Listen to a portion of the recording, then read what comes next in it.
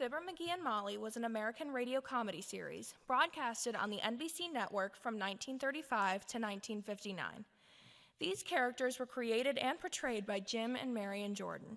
This comedy series tells the story of a middle-aged, middle-class married couple. Fibber McGee got his nickname because he has a habit of storytelling.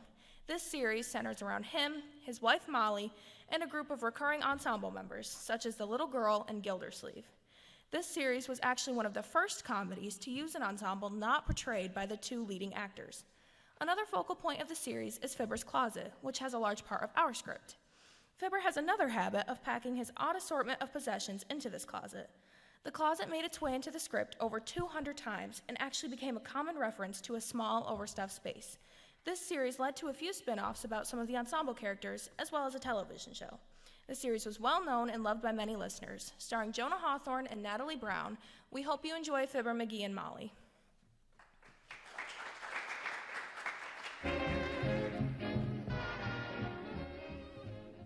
And once again, it's Fibber McGee and Molly time. Fibber McGee and Molly, the dramatic story of a woman with her faith in a man and a man with his faith in a newspaper. Will something exciting, unusual, or momentous take place in this little frame house at 79 Wistful Vista tonight?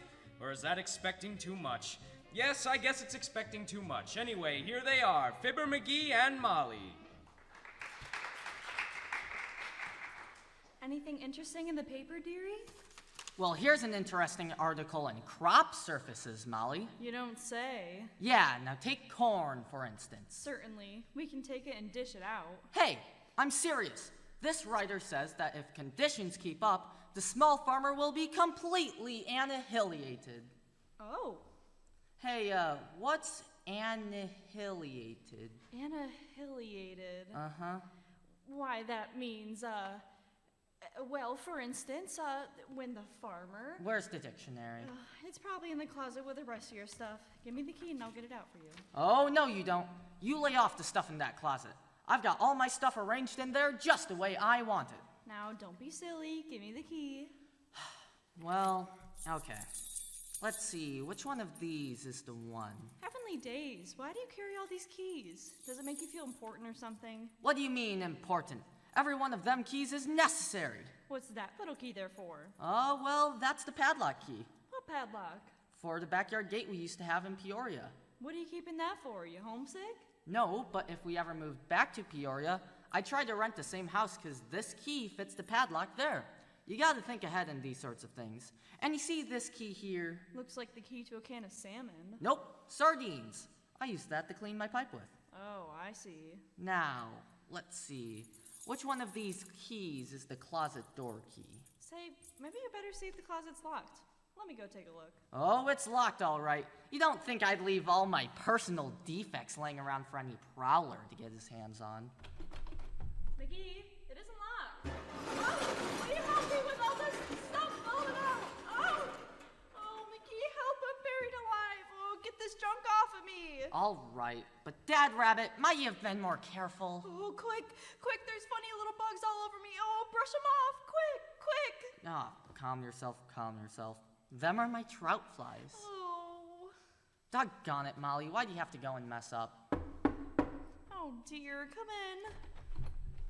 Fibber McGee and Molly? Yes? Tell me, with all these radio shows being changed, is it true that you're going to cut your program down to 15 minutes? What do you mean, cut it down? It's only 15 minutes. What? Boy, it sure seems like half an hour. Well, as the guy says when he fell off the horse and heard something crack, that sounded like a rib. Well, never mind that now. Dear, oh dear, look at all that junk I fell out of the closet. Don't worry, I'll put it back, Molly. I'll get it. Oh, no, you won't. Huh? We're gonna go through that pile of whatnots and throw everything out we don't need. Oh, yeah? Well, I've been through this stuff 100 times there, and there ain't a thing of it I can spare. Oh, there isn't. No. What's this rusty old horseshoe for? Well, I found that in 1911. Soon as I find 3 more, we can pitch horseshoes in the backyard. I see. You expect to find 3 more. You betcha. You don't think the automobile is here to stay, huh? It won't be if I don't catch up with the payments. Hi, mister. Oh, hello, little girl. What you want? Remember that job you promised me to take care of your baby, only you didn't have one, so I was gonna bring my little brother over and take care of him? Remember? Do ya?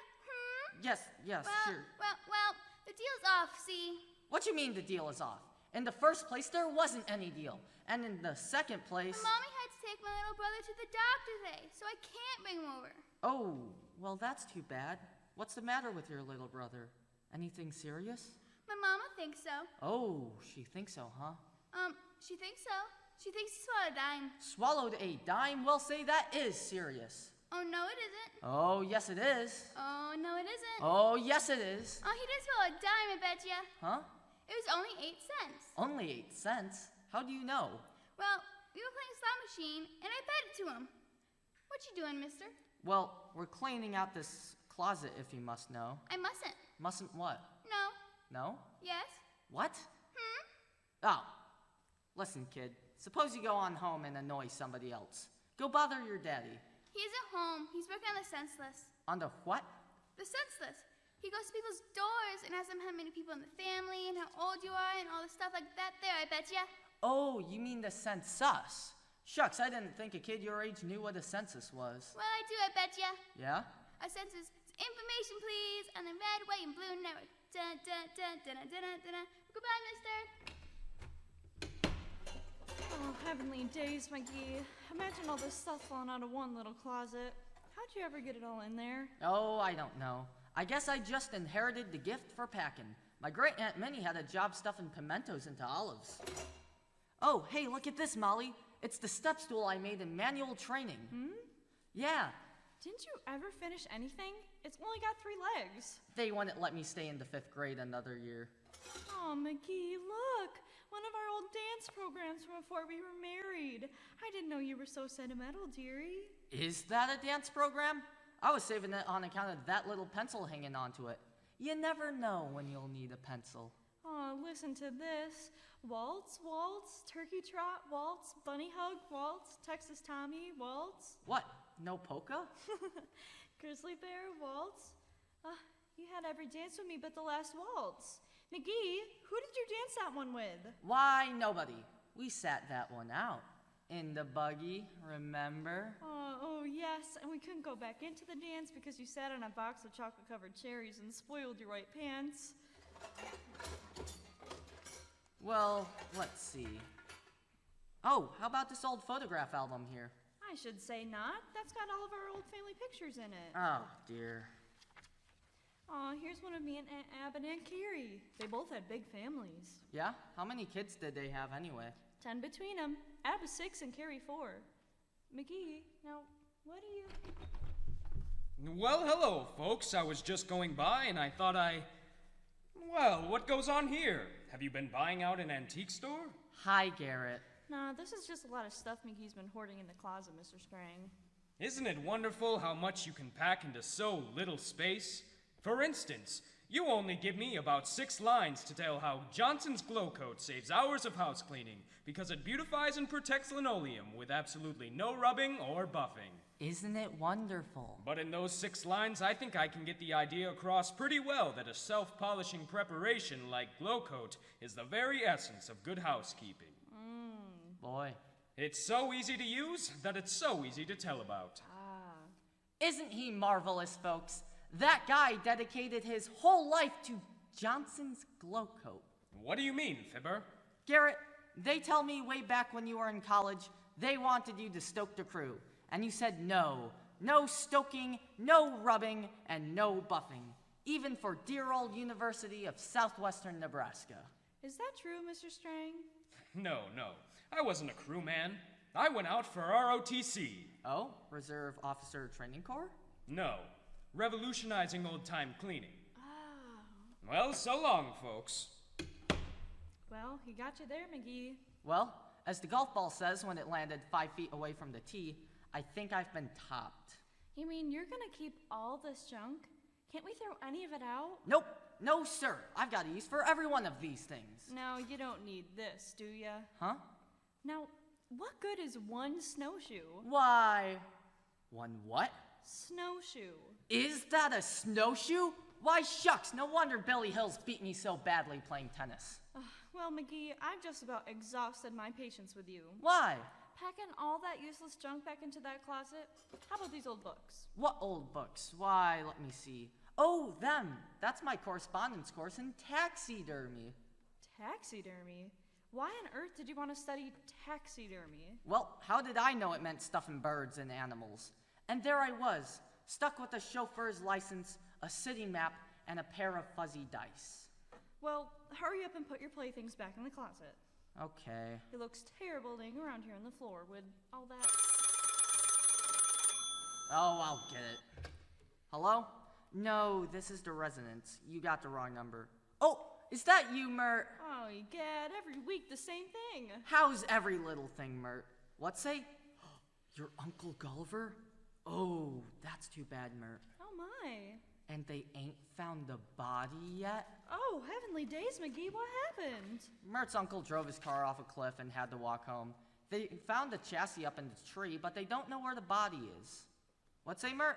Oh, that's okay, Mert. Everyone has the wrong number now and then, except Irving Berlin. Well, let's see now. McGee, why are you saving this long stick of bamboo? Why, Molly, that's got a very definite purpose. If I was offered a job as a sparring partner for Joe Louis, that's the 10-foot pole I wouldn't touch it with. Oh. Say, do you really think you can get all this stuff back into the closet? Why, sure I can. I don't want anyone touching these things either but me. They're too valuable. Oh.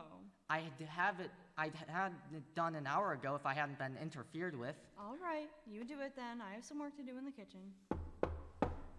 All right, I'll get it. Dad Rabbit, I wish someone would crawl through the window just for the novelty of it. Come in. Well, hello there, McGee. Oh, it's you. Just thought I'd come in to tell you that... My goodness, what's all this? Oh, just something out of my closet. I'm straightening it up. Hey, Gildersleeve, put that hatchet down. I'll do no such thing. That's my Boy Scout hatchet you borrowed last summer. Dad Rabbit ain't nothing of the kind. That's my Boy Scout hatchet. Oop. Look at the insignia there. Owl Patrol. Well, I belong to the Owl Patrol myself. Oh yeah? You and the Owl Patrol. Ha! I bet you don't even know the password to the Owl Patrol. Who? Somebody must have told you. Listen here, Gildersleeve. I bet you don't know a thing about scouting. I do too. I was an Eagle Scout with 26 merit badges. Oh, go on. Can you tie a sheep shank? Can you imitate the mating cry of the chimney swallow? Can you tell which way is north when you're lost in the woods? Certainly. How? I face south, then turn around quick. Look, Gildersleeve, if you're really a scout, you can do your daily good deed by scramming out of here and letting me finish putting my stuff back in this closet. Well, all right, McGee. Well? You sure that isn't my hatchet? On my word of honor as a member of the Owl Patrol, Gildersleeve. Well, all right, McGee. I'll see you later. Okay. Say, What? give me the password again, will ya? Who? Who? He's no Boy Scout. That guy couldn't build a fire in a hayloft by rubbing 2 sticks of dynamite together. Well, I gotta get back to the rest of this. That looks like about all of it. Yep, it's all packed back in there. Boy, what a job. Hey, Molly! Molly! What is it, McGee? Look, I got all the stuff back in the closet.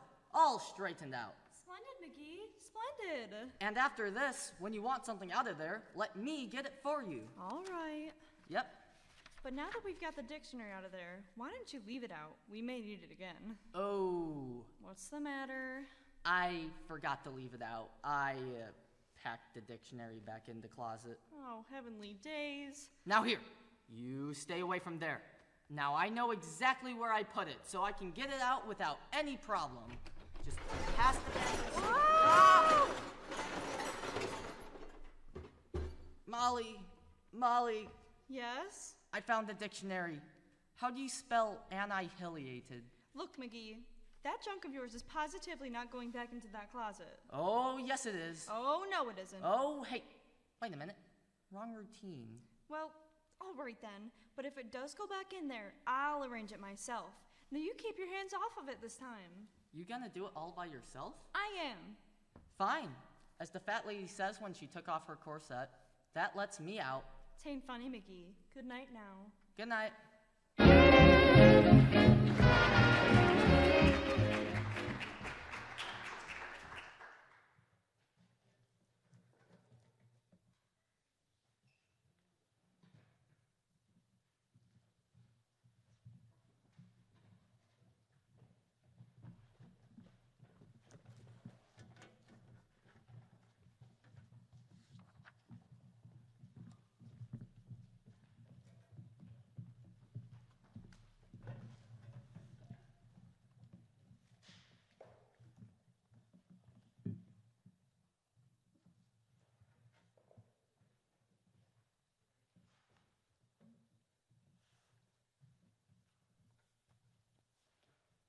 From 1949 to 1962, yours truly, Johnny Dollar, was a radio mystery series written by Jack Johnstone about a freelance insurance investigator who would pad his expense account. Over the course of 800 episodes, Johnny's adventures took place in all parts of the world as he would unravel mysteries while recording his thoughts on his expense account. Most episodes would pack their 15 minutes with action and adventure. The series attracted many guest stars, including Vincent Price. Johnny Dollar started out as a hard-boiled detective, but by the end turned into an empathetic character. This was the last continuing detective series to be ran during the golden age of radio. It never made it to television, but in 2003, a series of graphic novels was released. Tonight we will perform for you The Jeffords Matter, starring Garrett Strang as Johnny Dollar.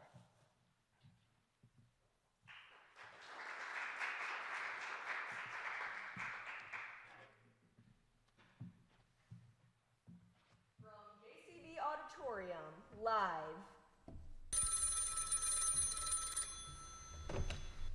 Johnny Dollar. Mr. Dollar, this is Lee Rowan with Federated Life. Well, hello, Miss Rowan. What can I do for you today? Now, Johnny. You name it, sweetheart, and if it's in my power, You can start by answering me a question. A pop quiz? All right, I'm game. Fire away. What would you say about a man who files 3 double indemnity claims on 3 wives in a 9-year period? I'd say he's bad luck. You'd better not marry him. I wasn't planning to. Good. Then there's still hope. Johnny, please. All right, if you insist. Business before pleasure. I'm looking at this file and I just can't bring myself to write the check. The police have closed the case. The coroner ruled the death an accident, but I just don't buy it. I don't believe in bad luck. Neither do I. It's bad luck. Johnny, would you mind coming over here and taking a look at this file? Lee, I thought you'd never ask. Cancel all your appointments and hold your calls. This could take the whole afternoon.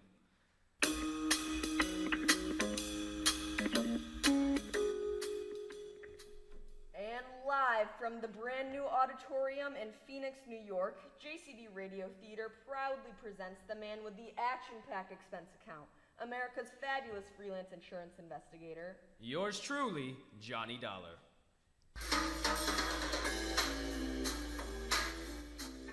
From Special Investigator Johnny Dollar to Miss Lee Rowan, Federated Life Assurance Company, Hartford, Connecticut. The following is an accounting of my expenditures in connection with my investigation on the Jeffords matter. Expense account item number 1, $1.25. Cab fare to your office. Come in, Johnny. So, what's the scoop, Lee? Who's our merry widower and how did he manage to come up on your radar? His name is Baldwin Jeffords. His wife, Melissa, died in a farm accident a few weeks ago. He came up on my radar, as you put it, because I remembered a pretty large payout we made to him just a few years ago. Another accidental death. That time, it was a car crash. Well, let's see. You got the police report here. The sheriff says there are no signs of foul play and the coroner ruled the death an accidental. Cars crash. Accidents happen. You know I used to work for Monumental Life. Yeah, I remember. Well, that name, Baldwin Jeffords, it's a little unusual. I thought I remembered it from back when I worked for Monumental, so I did some checking and I was right. Monumental paid an accidental death claim on a Mrs. Baldwin Jeffords 8.5 years ago. Somehow that Mrs. Jeffords managed to pull a radio into the bathtub and electrocute herself. Radios don't make the best tub toys. 3 accidents, 3 dead wives. It does have an aroma. I'm going to put a hold on paying this claim for now, Johnny. I want you to head on down to Mississippi and see what you can find out.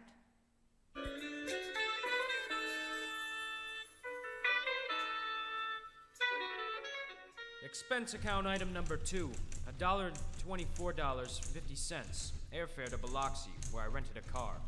Item 3, $25, and drove 70 miles or so to Jolene, a tiny backwater that seemed out of place in the 20th century. If I didn't know any better, I'd say they only just removed the hitching posts on Main Street last week. Come to think of it, I don't know any better. My first stop was the town newspaper, the Jolene Gazette, established 1853 according to the sign. Oh, excuse me. I found myself literally face to face with a 20-something blonde who seemed to be in a hurry. I was just on my way out. So I see. I mean, I'm closing the office. Oh, in the middle of the day? Well, when you're editor, publisher, and the only reporter, you sometimes have to close the office in the middle of the day to cover a story. So you are the Jolene Gazette. Etta Stone. Pleased to meet you, Mr. Dollar. Johnny Dollar. I was hoping I could look through some of your back issues. Is there someone else who could help me? I'm afraid not. This shouldn't take very long, though. I'll probably be back in about an hour or so. Afternoon, Miss Rosetta. Mister? Rosetta Stone? My parents had an offbeat sense of humor. Good afternoon, Sheriff. What can I do for you today? Oh, nothing in particular. Introduce me to your friend here. All right. Sheriff Hardin, this is Mr. Dollar, is it? Johnny Dollar, Sheriff. I was going to check in with you for my next stop. Well, now you won't have to. Estel Hardin. Sheriff Hardin. I couldn't help noticing your car over there with what the rental tags and all. It's kind of a matter of pride with me that I keep track of the comings and goings here in Jolene. What brings you to our fair city, Mr. Dollar? I'm an insurance investigator, Sheriff. Insurance investigator? My ID? Hartford, Connecticut? That's right. Long way from home. I go where the winds carry me. So, what kind of insurance are you investigating here, Mr. Dollar? It's a double indemnity case. A woman named Melissa Jeffords was apparently killed in a farm accident a few weeks ago. That's right. Tragic loss. A terrible accident. Her husband is all tore up over it. She was the second Mrs. Jeffords to die in a tragic accident in 3 years. Doesn't that strike you as a little odd, Sheriff? It's a family ridden with sorrow. Do you have any reason to believe that it wasn't an accident, Mr. Dollar?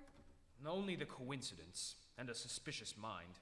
I was hoping that a look through your newspaper archive and a chat with the sheriff here might shed some light on the matter. I don't think I can help you any, Mr. Dollar. It was an accident, pure and simple. Miss Jeffords fell out of loft and landed on a harrow. And that's all there is to it. What do you want me to say? One of the farmhands found her body lying there. The railing was broke. The coroner said it was an accident. When the coroner says it's an accident, it's an accident. And that's good enough for me. Well, Federated Life still has some questions, and I'm here to look for the answers. Is that all right with you, Sheriff? It's a free country. But don't you be harassing Mr. Jeffords or any of his family. They've been through enough already. Well, I'll have to speak with him. Speaking's one thing. Harassing is another. Just be sure you don't cross a line. Good day to you, sir. Miss Stone. Well, how do you like that? Let's step back into my office for a second. What about that story you were going to cover? The garden club can wait. Mr. Dollar, do you have any idea what you're getting into here? What do you mean? Baldwin Jeffords all but owns this town. Half of the men in the county work for his factory, and the other half are farmers who couldn't scratch out a living if his bank didn't lend them the money to raise their crops every year. I see. And what's the deal with the sheriff? His brother-in-law is a foreman at the factory. Uh-huh. How about the coroner? Doc Woodford? He's a veterinarian. A veterinarian? County coroners are elected in this state. Well, at least they didn't elect a longshoreman. Would you care to guess who Doc Woodford's largest paying client is? Don't tell me. Baldwin Jeffords raises a fair amount of cattle on his estate. He also owns some racehorses. Racehorses require a lot of expensive TLC, you know. Jeffords doesn't sound like a man who's hard up for cash. I wouldn't think so. His family has practically owned this whole county for about as long as anyone can remember. Well, that knocks out one of the most likely motives in a double indemnity case.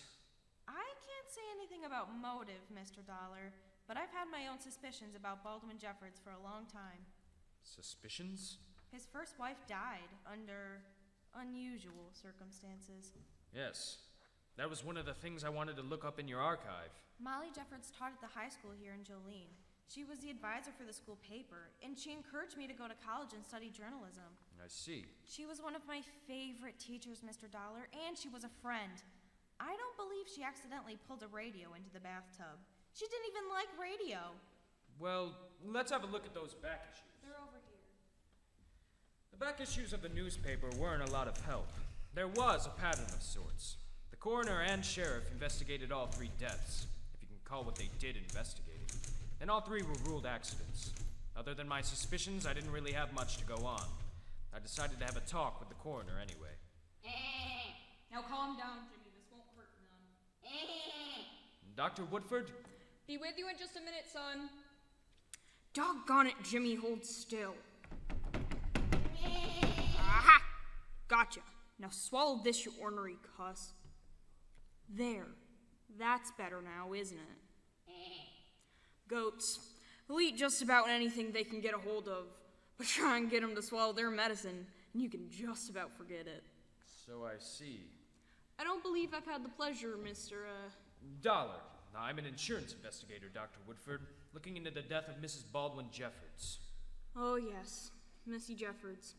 Nasty business. She fell out of a loft into a harrow. Cut her up pretty bad. At least it was quick. Did you conduct a formal inquest? No need for that, Mr. Dollar. The body was found just below the loft. Part of the rail had come loose and was laying on the floor beside her. It was pretty obvious what had happened. Or did the railing break? No, it looked like some nails had worked loose. If she slipped and fell against it, it wouldn't have taken much. You don't think it had been tampered with? No, sir, not me. About the only thing unusual about it all was the way she was dressed. Oh? How was that? Well, seeing as she was in the barn, I would have expected her to be wearing some riding clothes. Maybe some dungarees. But she wasn't? No, she was dressed up like she was planning on going into town. A nice dress, some jewelry, perfume.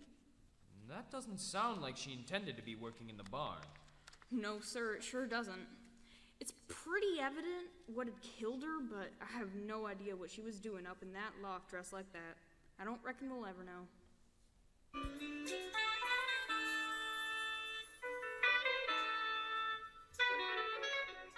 I had almost decided to wrap it up and go home. Cars crash. Accidents happen. What was it the sheriff said? Doc Woodford calls it an accident. It's an accident. But the doctor had some doubts. I don't even think he realized he had them, but he had them. It wasn't much to go on, but Melissa Jeffords wasn't dressed correctly to be in that loft. I decided it was at least worth a conversation with her husband. I drove out to the Jeffords estate and found myself in front of an impressive antebellum mansion. I was a little surprised when a smartly dressed gray-haired woman answered the door. Yes. Good afternoon, ma'am. My name is Johnny Dollar. I was hoping to have a few words with Mr. Jeffords. Is he in? May I ask what it's about? I'm here on behalf of Federated Life. It's in regard to his recent loss. Oh, well, yes, of course. Do come in, please. Let's step into the parlor here. Thank you. Have a chair, Mr. Dollar. Make yourself comfortable. I'm Annabelle Jeffords, Baldwin's mother. I'm afraid he's not here at the moment. Oh, well, I can He told me he was going to the factory, but I saw him picking flowers before he left. I'm pretty sure he was going to the cemetery. Well, I certainly wouldn't want to intrude on that. He's been out there every day since... Well, it was a truly horrible accident. Melissa was such a lovely girl. It was a closed casket funeral, you know? No, I didn't. I'm sorry to hear that. Such a shame. Mrs. Jeffords, can you tell me anything about the circumstances of the accident that killed her? Circumstances? Why, what do you mean? She fell from the loft, but nobody saw it actually happen. No, of course not, but as I understand it, the accident happened sometime around midday. Do you know, did anyone see her or speak to her before that? She and Baldwin had breakfast together that morning, but then he went to the factory. I was indisposed. I didn't see her at all that day until... Who discovered the body? One of the grooms, Henry Metcalf. It was just terrible. He was really shaken by it. Do you think I could speak with him? I suppose you could, but I believe he went into town this morning. Mr. Dollar, why are you asking all these questions? It's my job, ma'am.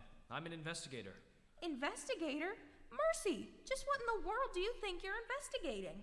It's purely routine, but I'm sure you know this is the second accidental death claim your son has made in a relatively short time.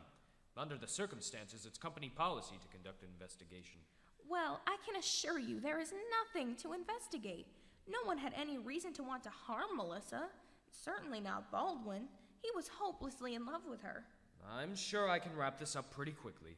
I just need to do a few interviews, and it would help if I could have a look at the scene of the accident. Enough to file a report. If you wouldn't mind showing me where it happened?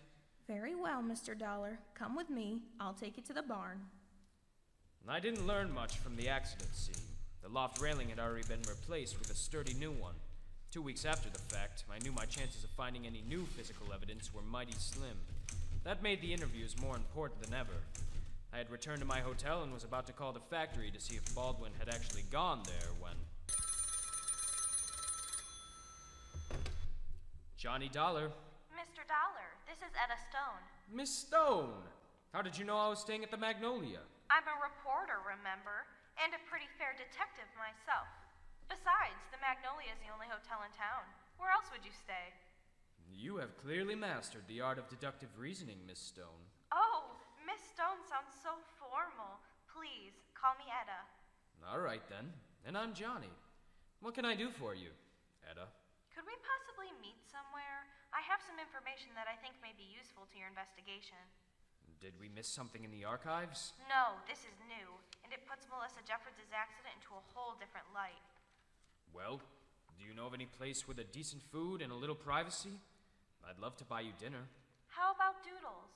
It's a little roadhouse out on Parker's Mill Road near the county line. The food is nothing special, but it's a good place to meet someone if you want to avoid prying eyes. It gets a little rowdy on the weekends, but through the week there's not much of a crowd. That sounds good. Shall I pick you up? No, I'll meet you there in, say, 45 minutes. All right, it's a date. Doodles was a quiet place. 2 men in overalls sat at the bar drinking beer, and there was a young couple on the other side of the dining room. They were focused on each other, so we pretty much had the whole place to ourselves. Etta was busting to tell me about her scoop. I had a call this afternoon, Johnny. This is a small town and news travels fast, and you're looking into the accident. The call was from... Well, she asked me not to use her name, but she was a close friend of Melissa Jeffords. An unnamed source? A reliable source. So, what did your source have to say? Melissa Jeffords was getting ready to file for a divorce. Are you sure of that? On the day she died, she had an appointment with a lawyer over in Pendleton. She was going to sign the papers that very afternoon. The friend told you this? She gave me the name of the attorney, too, Owen Webster. I called him to confirm what she said. And? He declined comment. Attorney-client privilege. Oh, Johnny, I bet you $100 that what she says is true. That's not the picture Annabelle Jeffords painted for me. She said they were madly in love, that Baldwin goes to the cemetery every day. What would you expect her to say? That they argued constantly? That her and Melissa didn't get along? What else can you tell me about the family? Well, as I said before, the Jeffords have been running things around here for about as long as anyone can remember. Baldwin's father nearly lost everything when the market crashed in '29. There were rumors that he killed himself, but it was all hushed up. Somehow, Annabelle managed to keep the factory going until the war came along. That was about the time Baldwin took over, and during the war they converted over and got a big contract making coffins for the army. A lot of our own local boys came home in those coffins, but the war was very good to the Jeffords. Uh-oh. Don't look now, but we've got company. Mr. Dollar! I thought I made myself clear to you this morning! What are you talking about, Sheriff? You've been out to the Jeffords place making all kinds of wild accusations and threats! Who told you that? Never you mind that! I warned you not to be harassing the Jeffords, and you didn't listen. I think it's about time you pack up your carpet bag and head on back to Connecticut. Are you riding me out of town on a rail, Sheriff? If that's what it takes. Fine. I have all I need anyway. I'll just report that I wasn't able to finish my investigation, but that there's sufficient evidence to deny the claim. What are you talking about? This whole situation stinks. And if you were any kind of real lawman, you'd know it. Now you listen No, here. you listen, Sheriff. If Baldwin Jeffords wants that insurance money, he's going to have to sue for it. And Federated has an army of lawyers. He may win eventually, but it'll cost him thousands of dollars and take years. Why, you And of course, in a civil suit, we can make him testify. I'm going to get the truth one way or another, Sheriff, sooner or later. And later is just fine with me. Rest assured, though, I'll make it a point to let Mr. Jeffords know exactly why the claims are being delayed. All right. Finish your blasted investigation if it will make you happy. But make it quick, you hear me? The sooner is fine too, Sheriff, and the sooner the better.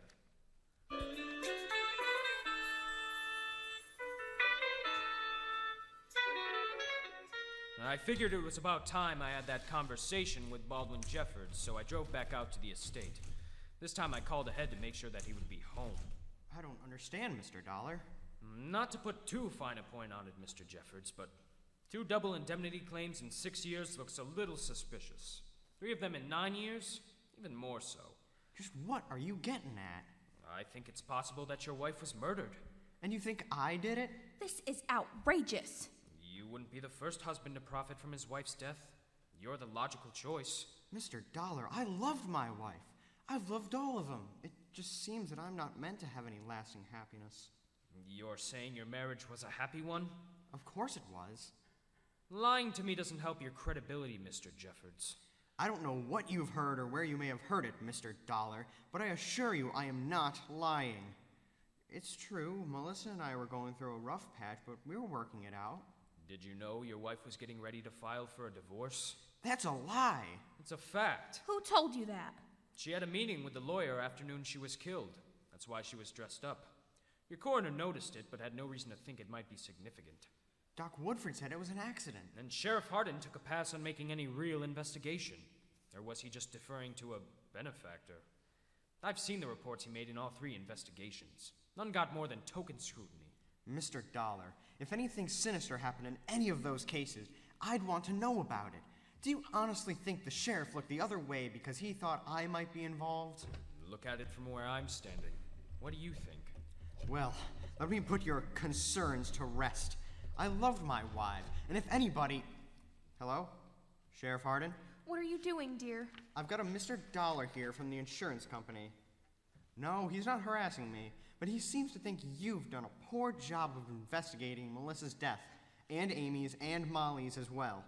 Estel, if you've ever held back because you thought I might be involved, well, if you have, you've done me a great disservice. Baldwin! It may be too late to make any difference, but I consider it a personal favor if you would reopen all of those cases. Yes, I'm completely serious. Thanks, Estel. There, Mr. Dollar. Satisfied?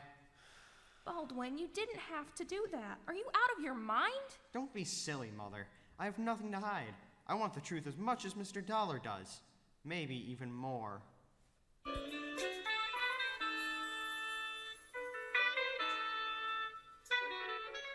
It was quite an act calling the sheriff, asking him to reopen the investigations. Or was it? I still like Baldwin Jeffords for the murder, but I just wasn't sure. I needed to think about it, so I drove out to Doodle's for a cold beer. That's expense account item 14, $1.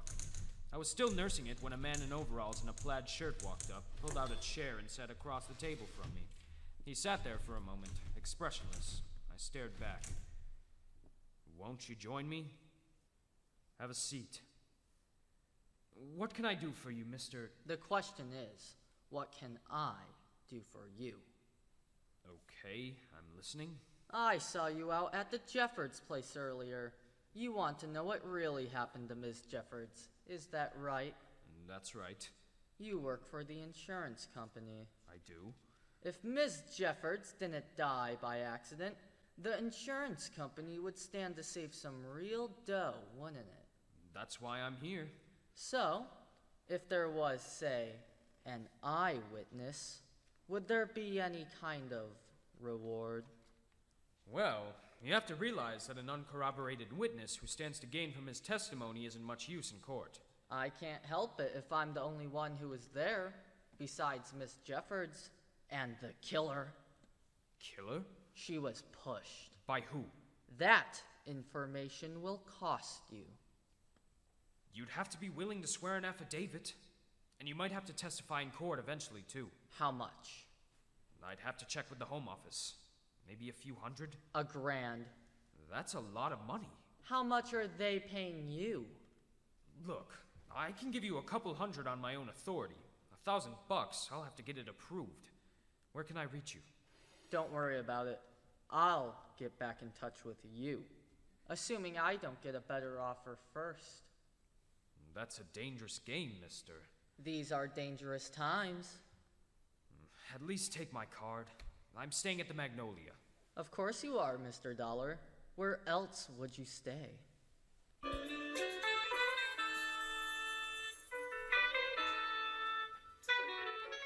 I placed a call back to Hartford first thing the next morning. You were in a meeting, so I left a message and went out for breakfast. That's expense account item 17, $1.50. Then I went back to my room to wait for your return call. It must have been a long meeting. It was almost lunchtime. Johnny Dollar. Johnny, I've got another scoop for you, and this could be really big. What is it? I've just learned that the sheriff is at the Jeffords estate right now. There's been another accidental death. Do you know who it was? I don't have confirmation yet, but I think it was one of the farm hands, a man named Henry Metcalf. The man who discovered Melissa Jeffords' body. That's right. Can you hold on just a second? There's somebody at the door. Mr. Dollar. I need to get out to the Jeffords estate. To interview the sheriff? Among other things, yes. Mr. Dollar. You won't find him there, Etta. What do you mean, why not? Because he's right here. Hello, Sheriff. I'm coming over. Sheriff Hardin, what can I do for you? Do you recognize this, Mr. Dollar? My business card. It's a little soggy. Yes, it was floating in a pond. Floating? In the pocket of a man named Henry Metcalf. Henry was a groom out the Jeffords place. Miss Jeffords found him floating face down in the pond early this morning. 5'9", sandy hair, freckles? That's him. How did you happen to know him? I met him last night. We ate a beer together at Doodle's. You just may have been the last person to see him alive then, Mr. Dollar. I doubt it, Sheriff. You don't really think this was an accident? Doc Woodford is still examining the body, but yeah, it looks like it was. That wasn't a chance meeting we had last night, Sheriff. Metcalf offered to sell me information about Melissa Jeffords' death. Information? What did he say? That it was no accident. He saw her pushed from that loft. Pushed? He was an eyewitness. Well, who pushed her then? He didn't say. We hadn't come to terms. I was waiting for a call back to okay the money. Won't do us any good now. No, but it ought to be enough to convince you to reopen the investigation into Melissa Jeffords' death. I already did. Baldwin called me last night and asked me to. I was going to start going over everything again this morning, but then I got the call about Metcalf. That's probably Hartford now. Take your call, Dollar. Going back to my office to think. One thing was certain. Melissa Jeffords' death was no accident. I suppose that, technically speaking, my job was already done. There was enough evidence to stand up a trial if Federated denied the double indemnity. But finding the killer would be a much better way to close the case. I was wondering how to do that when I got another call from the sheriff inviting me over to his office. Mr. Dollar, I'm a big enough man to admit it when I've been wrong, and I've been wrong about you from the get-go. Sheriff? You have to understand. I never had any reason to suspect Baldwin Jeffords. His family has been important people in this county since before it even was a county. And that put him above suspicion. Well, yes. That and the fact that I have known him my whole life. I'm still having trouble with the notion that I could have had anything to do with it, but I'm willing to take a closer look. But let me ask you one thing. Shoot. If Baldwin is guilty, why in the world would he ask me to reopen the investigations, Mr. Dollar? It might surprise you to know that I'm not quite sure about Baldwin Jeffords myself. But who then, and why? I don't know, Sheriff. But it doesn't seem like Jeffords needed the insurance money, and if he just wanted out of his marriage, well, divorce may be painful, but it sure beats the electric chair. Well, now I'm stuck with 4 open cases. 2 of them stone cold. It's been nearly 10 years since Molly Jeffords died. Let's concentrate on the present. You may never prove who killed the first Mrs. Jeffords, but odds are, if we can find Henry Metcalf's killer, we'll have our man. We don't even know for sure yet that Henry's death wasn't an accident. After what I've told you, you don't really think it was. No, I don't suppose I do.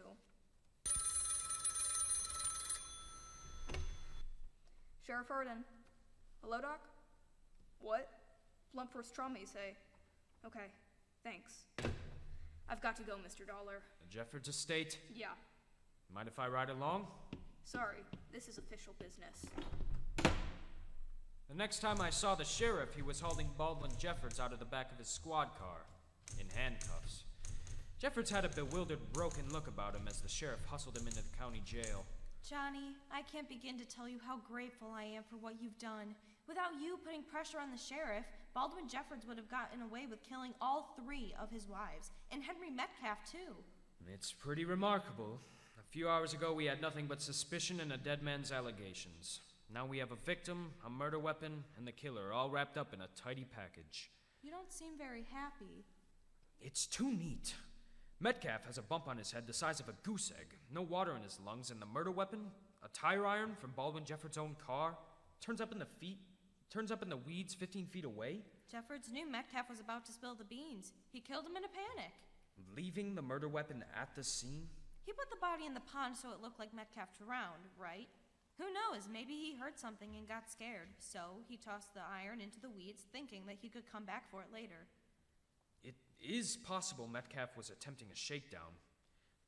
Jeffords probably wouldn't take kindly to that. Doc says that he was killed the night before.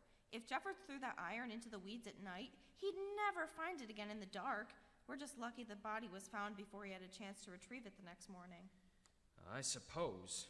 Still, I'd feel a whole lot better if he confessed. Oh, come on, Johnny. The case is solved. The killer is in jail. You saved the insurance company a lot of money. You should relax a little and celebrate. So we did. We celebrated well into the night, but my heart just wasn't in it. I still had misgivings I just couldn't shake. Nevertheless, come the next morning, I was packing up to leave. Johnny Dollar. Johnny, you are not going to believe this. Etta? I'm calling from the sheriff's office. He just released Baldwin Jeffords. Released? Why? The sheriff sent that tire iron over to the state police lab for analysis. They found fresh fingerprints on it. Well, that should clinch the case. They weren't Baldwin's fingerprints. What? They belonged to his mother. There's a warrant out for her arrest. His mother? Yes! Can you hold on just a second? There's somebody at the door. I need to get back to the office, Johnny, and write this up. You're not leaving now, are you? No, I suppose not. Good. I'll talk to you later then. All right, goodbye. Mrs. Jeffords! Step back, Mr. Dollar. If you shoot me with that, you'll have a rough time making it look like an accident. You know, I could have. Before you came and stirred things up, Sheriff Hardin could have found me standing over your dead body with a smoking gun in my hand, and I still would have convinced him you committed suicide. Suicide? Like your husband? My husband? Why, how very clever of you, Mr. Dollar. Yes, Edwin was the first. How in the world did you ever know that? I didn't. Call it a lucky guess. But why? Simple mathematics. I hated to do it, but we needed the insurance money. And Henry Metcalf? You know why Henry Metcalf. Yes, of course. But Melissa and the others, you didn't need the money when you killed them. No, I didn't.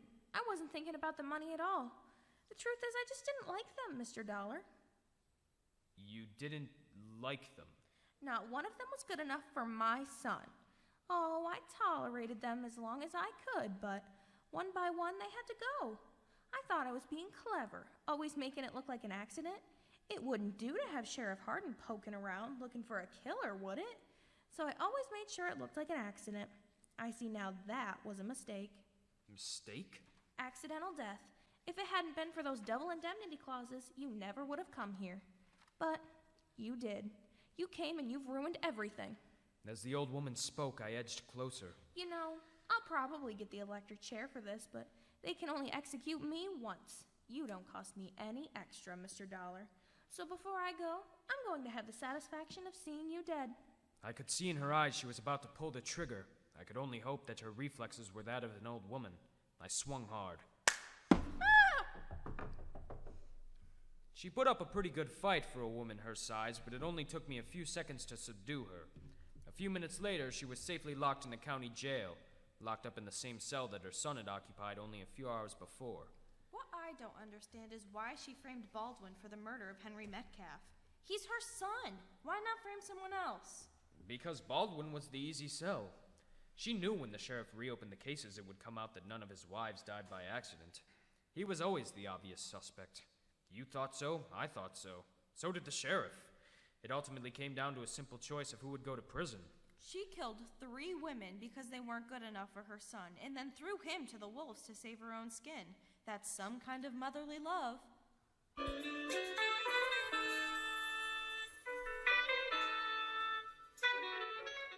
Would it surprise you to know that Baldwin Jeffords hired the best defense lawyer in the state to defend his loving mother? So at least there's a chance she won't get the electric chair. For my part, well, since Federated is off the hook for that double indemnity claim, my final total of $647.50 is an absolute bargain. Yours truly, Johnny Dollar.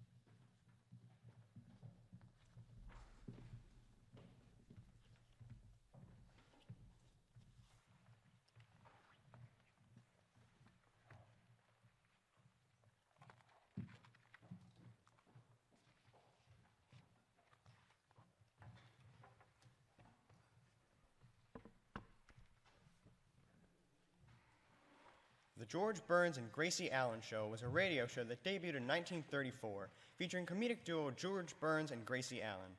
The show later moved to television in 1950. In the show, Burns often played the straight, sarcastic one with a dry sense of humor, while Allen played the silly, addle-brained yet good-intentioned one. Their radio show entered the National Radio Hall of Fame in 1994, while their television show was inducted into the Television Hall of Fame in 1988. This particular skit, titled Defending the Rat, sees Gracie overhear a call between 2 men seemingly plotting a murder. Come and listen how our duo, and some friends along the way, will work their way out of an attempt to kill the rat.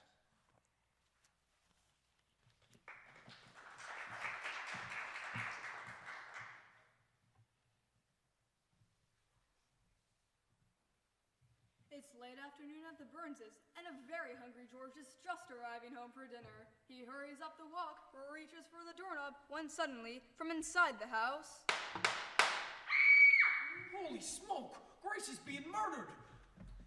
Gracie, what happened? Nothing, dear. I'm listening to my favorite radio mystery, The Tall Man. We got you this time, tall man!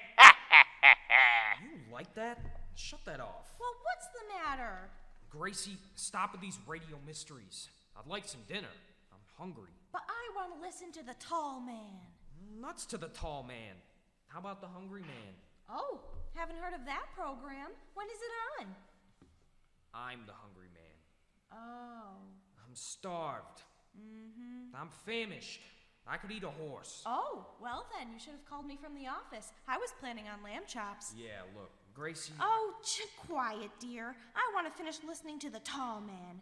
You remember it's about that marvelous detective named Rudy and his darling wife, Trudy? Yeah, darling girl, yeah. Oh, she's just charming. They're so in love. Right in the middle of a murder, they lean over the victim and hold hands. Yeah, they're romantic. Oh, yes. It's so exciting tonight. I'll turn it on again. Rudy and Trudy have been captured by the master criminal. He has them chained in a dungeon, and he's torturing them. Well, that I'd like to hear. Shh. Are you afraid, Trudy? That's Rudy. Yeah, I guess that, yeah. Not when I'm with you, Rudy. That's Trudy. I know. I can't bear to look, Rudy. What torture is he using on you? He's burning the soles of my feet with red-hot irons. Does it hurt, darling? I find it rather annoying. Rudy is so brave. Yeah, I'll call him Spunky after this. What is he doing now, Rudy? He's pouring molten lead in my ear. Does it hurt? Beg pardon? Is it frightfully painful? I'm beginning to get bored. Care for a kiss, sweetheart? Naturally. Rudy is so romantic. He's a romantic chap, yeah? I think I shall break these chains and capture this ruffian. Do that, Rudy. I shall, Trudy. Rudy is so strong. He's a brute, yeah? Stand back, tall man. I got you covered with my Tommy gun. I'm not impressed. Take that. Oh! How splendid, Rudy. Now, how shall we escape from this dungeon? Simple, Trudy. I shall take the springs from that bed and build a radio broadcasting station. Oh, no. Then we'll radio for her sister. Rudy is so brilliant. Smart as a whip, yeah. You're a most amazing man, Precious. Thank you. Would you care for a kiss, sweetheart? Naturally. Shut that thing off. Shut it off. Shut it off. Oh, aren't they wonderful, George? Yeah, they're wonderful. Wonderful. Now, how about some food? I'm starving. Oh, food. The tall man and his wife would never bother with food. They're too busy discovering murders and grilling suspects. All right, grill me a suspect. I'll eat that. Oh, George, why can't you be more like Rudy the tall man? Does he yap at his wife about cooking and things like that? No, he's a romantic, and when he comes home, he kisses her hand. All right, stick your hand up to my mouth. With your appetite, I wouldn't dare. Well, all right, dear, all right. I'll show you how quickly I can get domestic. Now, how would you like some nice lamb chops, mashed potatoes and gravy, fresh asparagus, green salad, and an apple pie? Great. All right, I'll call the Brown Derby and make a reservation. You really got domestic there. Mm-hmm. Oh, brother, I could eat a horse. Hello? Is that you, Dave? Yeah, what's on your mind? Oh, darn it, someone else is on the line. Hey, listen, Dave. Got a little job to do. Gotta get rid of a rat. Oh, it's a couple of killers. Well, hang up. Okay. When do we do the job? How about tonight? We'll collect overtime. Yeah. They're gonna kill a man tonight. Oh, stop. Where is the rat? 360 North Camden Drive. Meet me there in 2 hours. What if no one's home? Oh, yeah. I'll call and check on that. Okay. What's it gonna be? Poison? Nah, that's too slow. I got you, Pete. See you then. So long. I heard it. I heard the whole plot to murder a man. Oh, we've got to warn him, George. Where's 360 North Camden Drive? That's our house. Oh, great, let's get... Oh, George! What's the matter? The killers are after you! Gracie, you've been listening to too many of those old Prime programs. You're imagining this. Oh, they're here already. It's the killers. Oh, it's Bill Goodwin. I saw him through the window. Come in. Hi, Burnses. What's new? Oh, Bill, they're gonna shoot George. Why, did he break a leg? I wish it had been the killers. Oh, Bill, this is serious. Someone's out to get George. And I know how those killers work. They'll shoot him and stab him and strangle him, and then they'll put him in cement and drop him in the ocean, and George can't swim. Yeah, and it's bad for my rheumatism. Gracie, relax. Nobody's after me. I'm an entertainer. Every week I sing and tell jokes to 20 million people. Who'd want to kill me? 20 million people. Bill, please remember who pays your salary. You're not working for Hope now. No, that's right. Now I'm working for charity. Why you... Listen. Boys, how can you fight amongst yourselves when George's life is in danger? Bill, why don't you be George's bodyguard? Thanks, but I don't need a guard. No, but you sure could use a body. I don't believe any of this killer stuff. Who? Hello? Hello? Is George Burns there? Yes? George, it's one of the killers. Oh, stop kidding. Give me the phone. Hello? Burns? That's me. Just wanted to make sure that you were home. See ya at 9 o'clock. You were right. The killers are coming for me. Oh, George, I think I'm gonna faint. Oh, darn it, he beat me to it.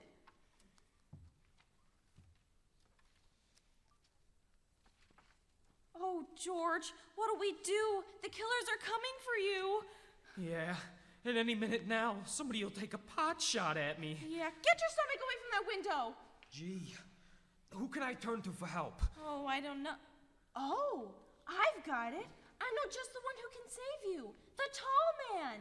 That's a radio program. But I read in a magazine that Rudy and Trudy are really man and wife, and I know where they live. Come on. Gracie, listen. Radio stars are not the same in person as they are on the air. On their programs, Sinatra's skinny, Jack Benny is stingy, and Eddie Cantor is an old man. But have you seen him in person?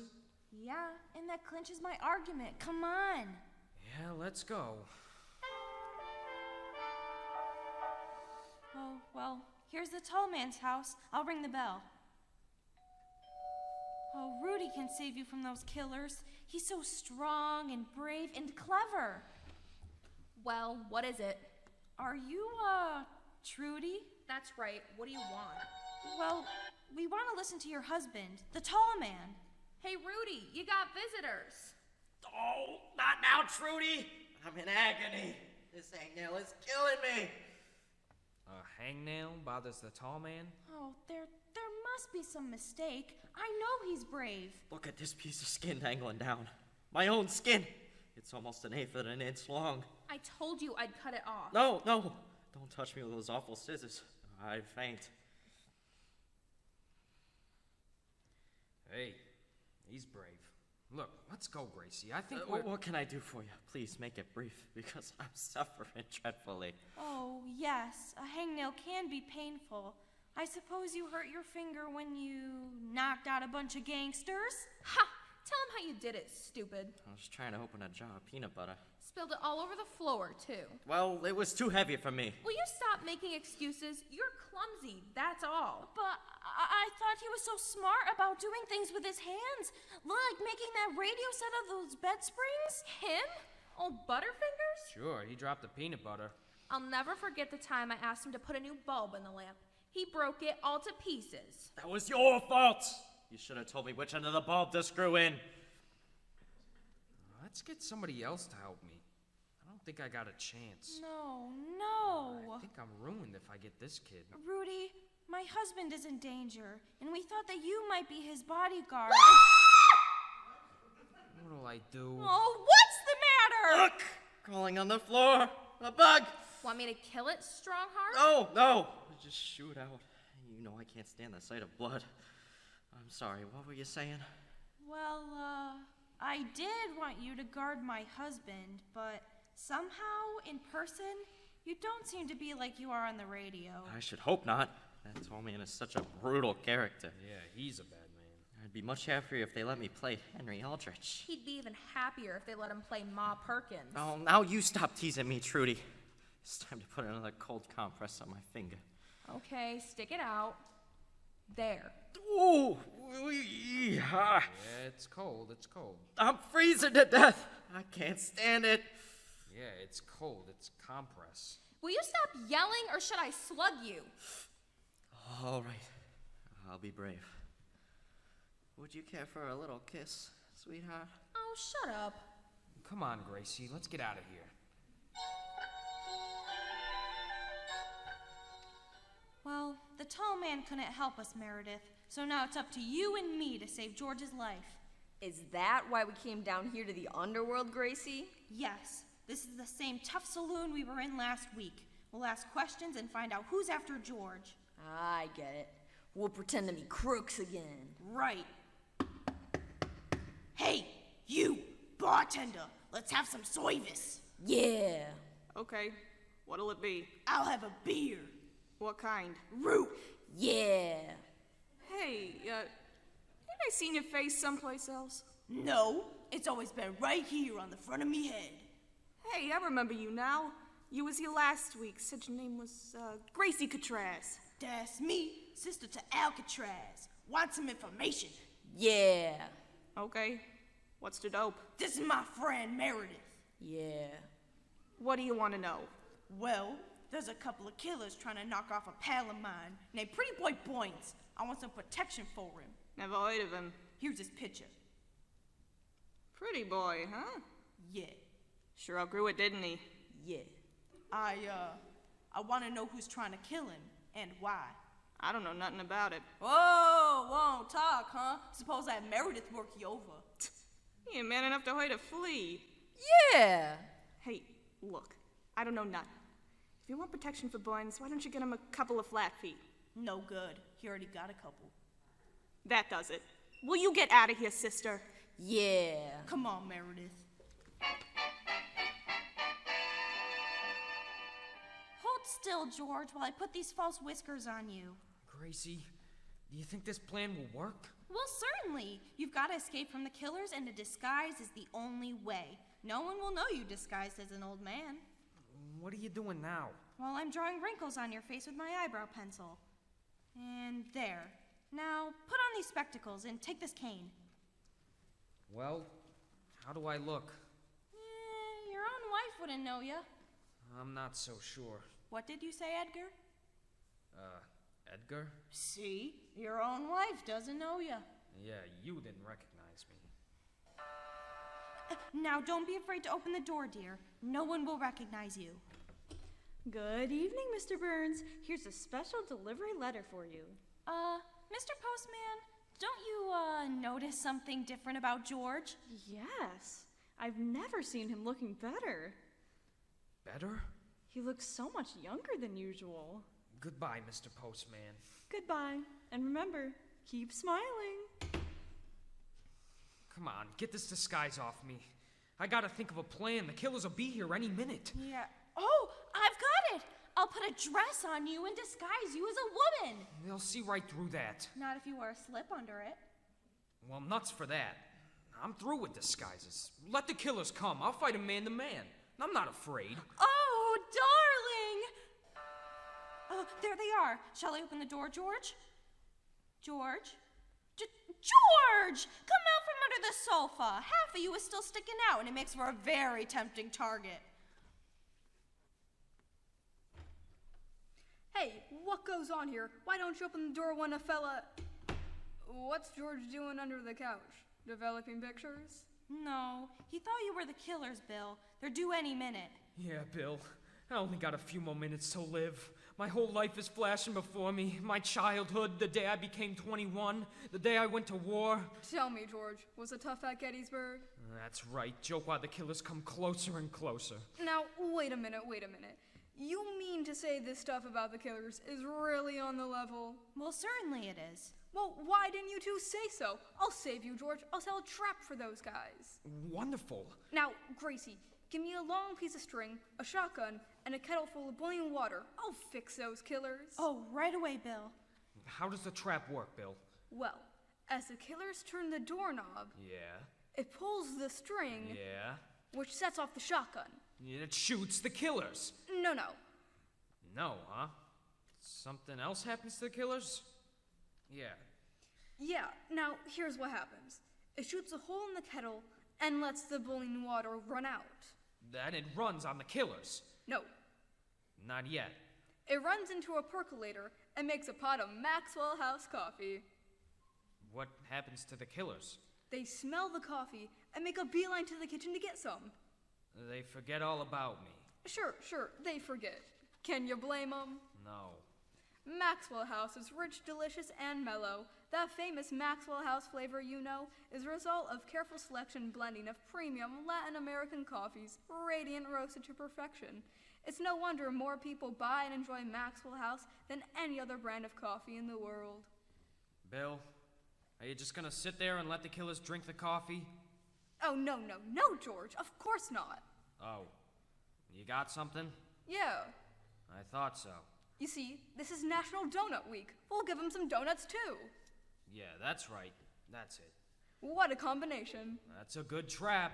Donuts and Maxwell House coffee. And a new partner for Gracie, 'cause I'll be dead. Maxwell House is the very best in coffee drinking pleasure, yet it costs but a fraction of a penny more per cup than the cheapest coffee you can buy. That's why Maxwell House is the choice of so many millions of Americans today. They know today's buy is Maxwell House, the coffee that's always good to the last drop. Bill, I don't think much of your plan. But, George, except for one little flaw, it's a wonderful plan. Yeah, but when the killers get done with the donuts and the coffee, they'll murder me. That's the one little flaw. Outside of that, you got something? Here's the string, Bill, and the kettle, and... George? What happened? The killers! The killers! The killers? They're coming up the front walk! What do I do? Where can I hide? I know the closet. No, George, don't go in there. You're gonna face these killers like a man. You're not gonna hide in that closet. Why not? 'Cause that's where I'm hiding. My pal. Oh, they're almost at the door, George. Now they've stopped to look at the address. I'm gonna hide in the cellar. Tell them I'm not here. Get rid of them. No! George! Bill! Come back! Oh, all right. I'll face them alone. I'll save George from those killers. Say, this the right place, Dave? Yeah, 360. Let's make this a quick one, Pete. Well, shouldn't take us long to get rid of one rat. Nah, ain't like a toy mate job. The jobs I hear, them silverfish. Well, ants and moths ain't no bargain either. Uh-huh. What a lousy racket we're in, eh? You know, if I had to do it over again, I wouldn't be an exterminator. Me neither. Hey, when did this guy Boynes call about the rat in the cellar? Oh, that was more than a month ago.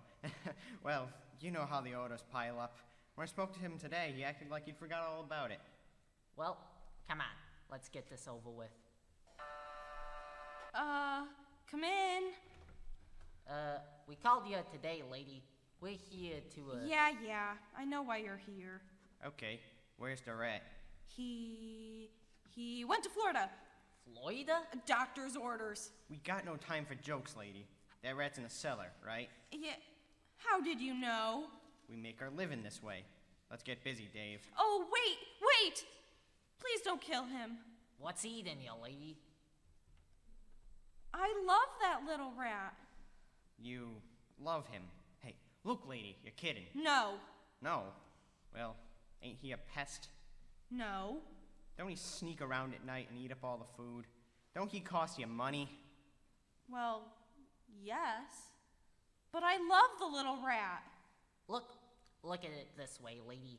Don't it scare you when you see them beady little eyes looking at you and them little gray whiskers twitching? Yes. But I love that little rat. Well, for Pete's sake, why? Stop talking like my mother! What? I love him because he's mine. I nursed him when he was sick, shared his sorrows and joys. He's my boopsie boy. You call him Boopsy Boy? Yes. Well, it's a nice name. Oh, he's wonderful. You should have seen him in vaudeville. Vaudeville? Uh-huh. Sounds like an educated rat. No. He never got past the 4th grade. Hey, look. What do you make of this, Dave? Nuttier than a fruitcake. Yeah. Hey, look, lady. we won't hurt the little fella. Nah. We'll give him gas. He won't feel nothing. Yeah. And then we'll pick him up by the tail and carry him out. Yeah. This I gotta see. Hey, who's this guy just popped out of the closet? He's Boopsy Boy's best friend. You and the rat are friends? Oh, sure. I've known the little guy for years. We wear each other's neckties. Another loony. Let's get out of here. Nah, nuts to that. I'm here to kill that rat, and I'm gonna go down in the basement and do it. Oh, no, please! Get away from that door.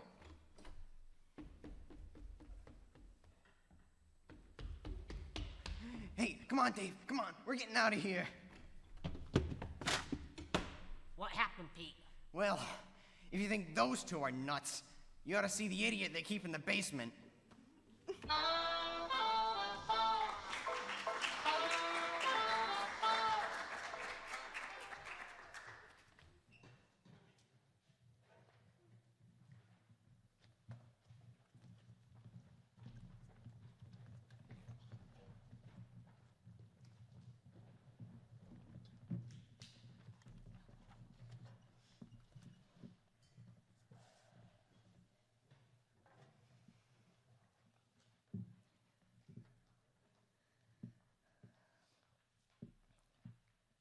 Good evening, and welcome to the JCB Radio Theatre. Please join us tonight for a game of hide and seek as we present an original play by Stephen L. Pohl. The name of the play is The Last Guest at Darjeeling Hotel, As you may know, Darjeeling is a town high in the mountains of North India near the Himalayas. It was used by the British to escape the heat of the Indian summers, and to this day still looks like an quaint English village perched on an Indian mountaintop. Darjeeling is known for its English-style boarding school, Tibetan monasteries, beautiful visits, and of course, its famous tea. If you want to get away from it all, Darjeeling would be the place to go.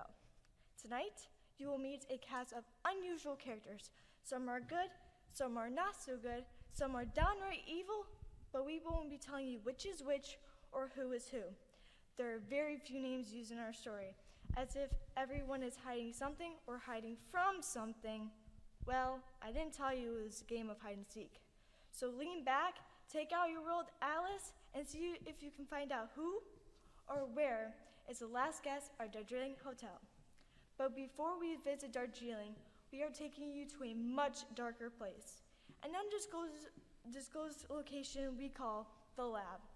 This is a place you do not want to visit, and these are characters you definitely do not want to meet.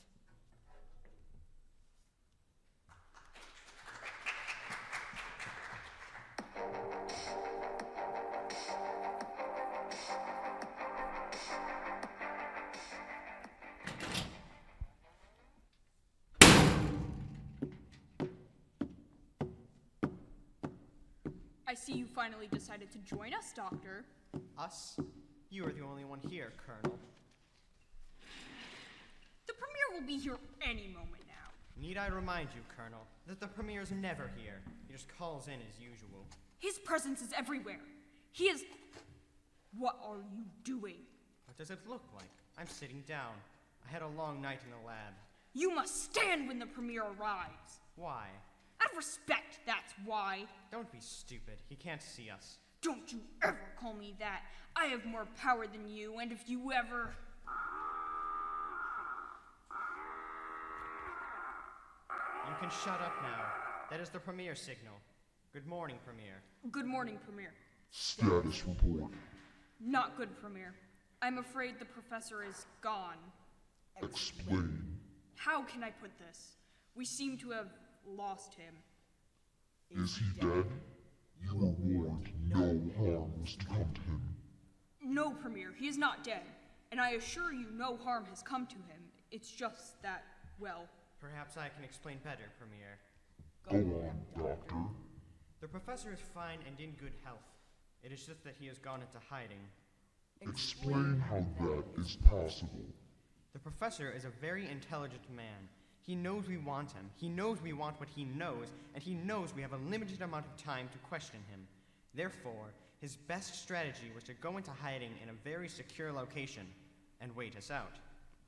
What do you mean by a secure location? Well, as I said before, the professor is very intelligent and has traveled widely around the world for his research. He probably knows dozens, no, hundreds of places where he could hide. With his mind and memory, I am sure he has meticulously plotted a number of escape routes leading to safe houses. When he felt we were closing in on him, when he began to feel trapped, he executed an escape plan to some such location, and now is waiting for us to give up the chase. But I have an idea how to find him. Oh, this is ridiculous. Quiet, Colonel. Let me hear the doctor's suggestion. My thinking is like this. It is something like an endgame strategy in chess. The professor knows he cannot win, so he will put his king, meaning himself, in his most secure location and play for a draw. And what is that supposed to mean? It means, Colonel, that the location he has chosen will have no further exits. That means he will retreat to a place where he is essentially trapped. It will be the last mountaintop, the farthest island, the most remote valley. He will run as far as he can run, find a room to hide in, lock the door, and throw away the key. And there, watching the door with his back against the wall, he will wait. He will wait for us to stop pursuing him, to declare a draw. It's the end game, and the only way he can win is by not losing.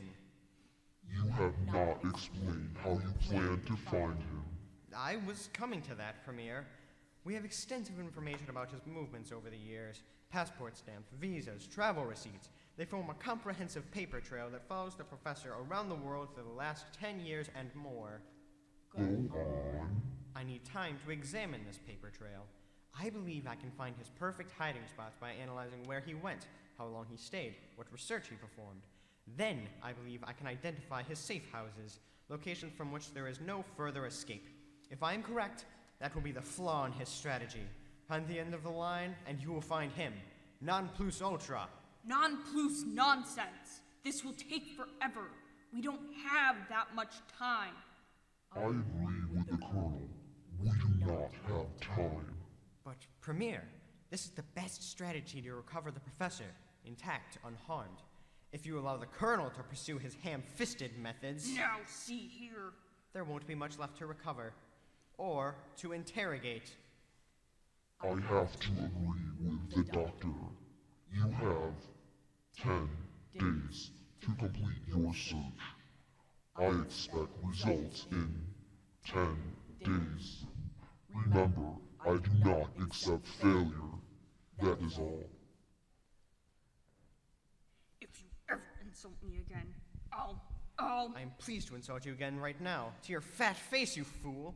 If it weren't for your stupid impatience, we would not have lost him in the first place. Now get out of my way. I have much work to do and not much time to do it in. If you need me, I'll be in the lab.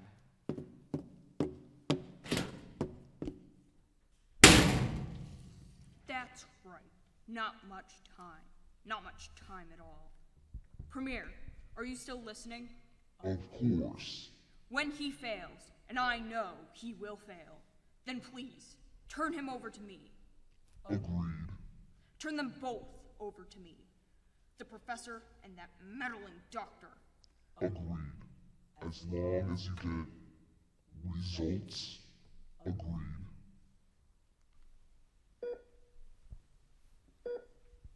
You two, stop playing video games and come here. Yes, sir? You want us? You're working for me now. Special project. At last, some action! I was getting tired of babysitting. What do you want us to do, Doctor? I want you to track a man down to the end of the Earth. Great! I'll get packed. Without leaving this laboratory. Come with me.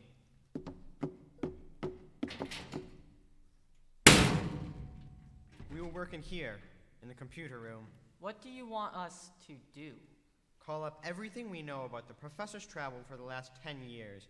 If we don't find anything promising, we will dig another 10 years. What exactly are we looking for? Good question. How should I describe it? Maybe the word is remoteness. Remoteness? Yes. I have an idea he would go somewhere far away from which he could go no farther. The most remote place he could get to. Literally to the end of the Earth. But that could be anywhere. No, not anywhere. It has to be somewhere he has been to before and has spent some time there. He'd have to be very familiar with the place. Intimate. He would have burned it into his memory. Still, it's a big world out there, and looking at these records, this guy has gone everywhere. Yes, but there should be relatively few places where the only way he could return is by the same route that got him there. Okay, I'm beginning to get the idea. One way in, one way out. Precisely. Piece of cake. I'll have it done by lunch. I'll have it done by break time. That's the spirit. Let's break the problems up into 3. You can do South America. I know he spent a lot of time in Incan ruins. Got it. Why don't you follow his path in Polynesia? He seems to have visited every island in the Pacific. Great. I'll get my sunblock. I will tackle Asia, India, Cambodia, Burma, Myanmar. A lot of territory for us to cover, and we don't have much time. Remember, it has to be a place that, as you said, is one way in, one way out. A place he has stayed long enough to be intimate with, and a place he would be willing to go back to. We're on it. Still, it is a big world out there, and this guy has gone everywhere. I wonder where he could be.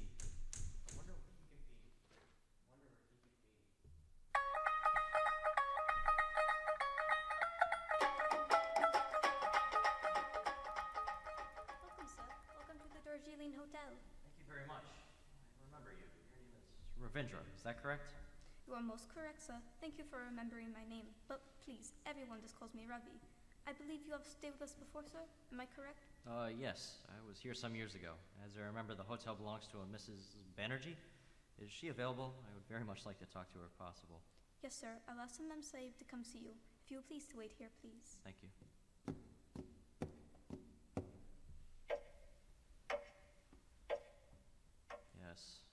this lobby. Dark, old, very English, very Raj. Loud ticking clock, photographs on the wall. Ah, yes. Scottish officers entertaining the ladies of St. Cuthbert's, 1928. And here is New Year Gala Fancy Dress Ball, 1932. But it's not all Raj. Here's Ganesh by the door. Om Shri Ganesh, protect me on my journey. What else was here? Ah, yes, a garden courtyard, there off to the right. I remember you could see the mountains, the Himalayas just over the fence, but now it's all fogged in, and I can't even see to the end of the lawn. But that's fine. The fog will cover and hide the details. Can I help you, sir? Ah, Mrs. Banerjee, how nice to see you again. Do you remember me? I stayed here some years ago. Oh, Professor, of course I remember you. Welcome back to our small hotel. I'm afraid it is now off-season due to the monsoon, so we are basically closed, but I'm very happy to open up a room for you. Robbie, prepare the garden suite. Yes, Mom, Saeed. Oh, please. I would much prefer the room I stayed in before. I think it was number 17? 17? Oh, sir, that room is very cold and the view is all fogged in now. A garden suite would be much more cheerful. I appreciate that, but I have fond memories of 17, so that would be my preference. Well, sir, that is your wish. Robbie, open room 17. Yes, Mom, Saeed.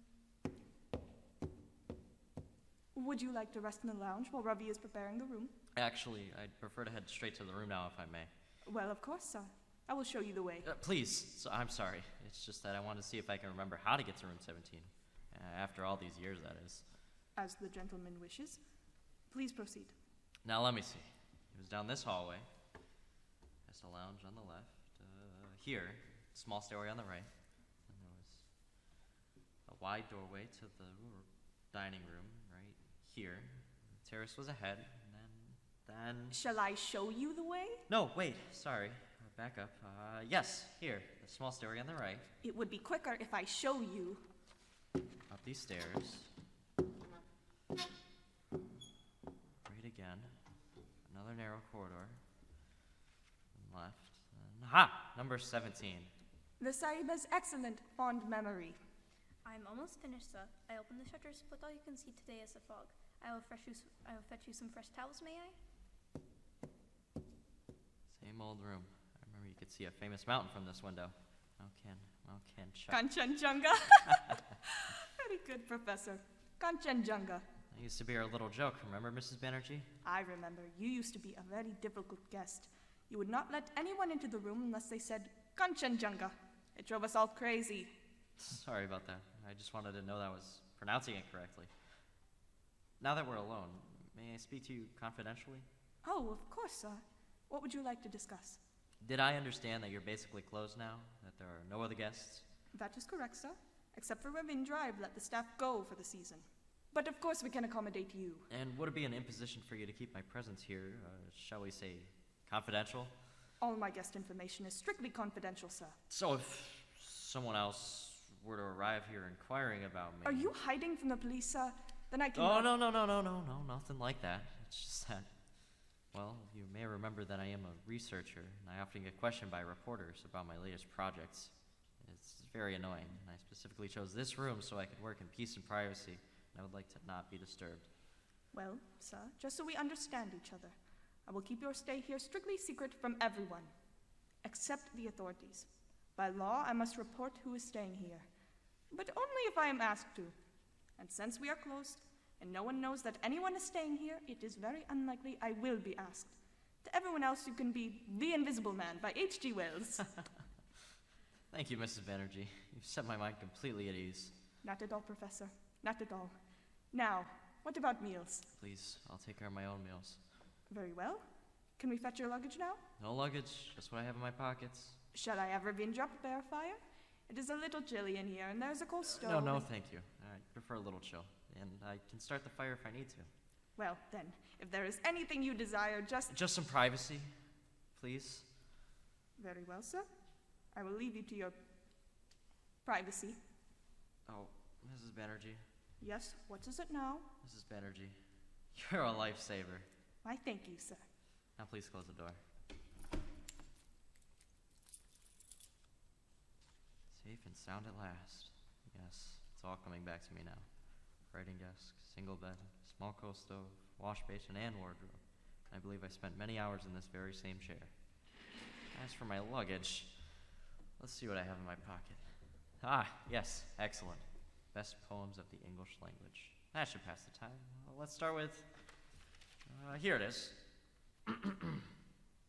My heart aches and a drowsy numbness pains my sense, as though of hemlock I had drunk, or emptied some dull opiate to the joints 1 minute past, and left for its late summer.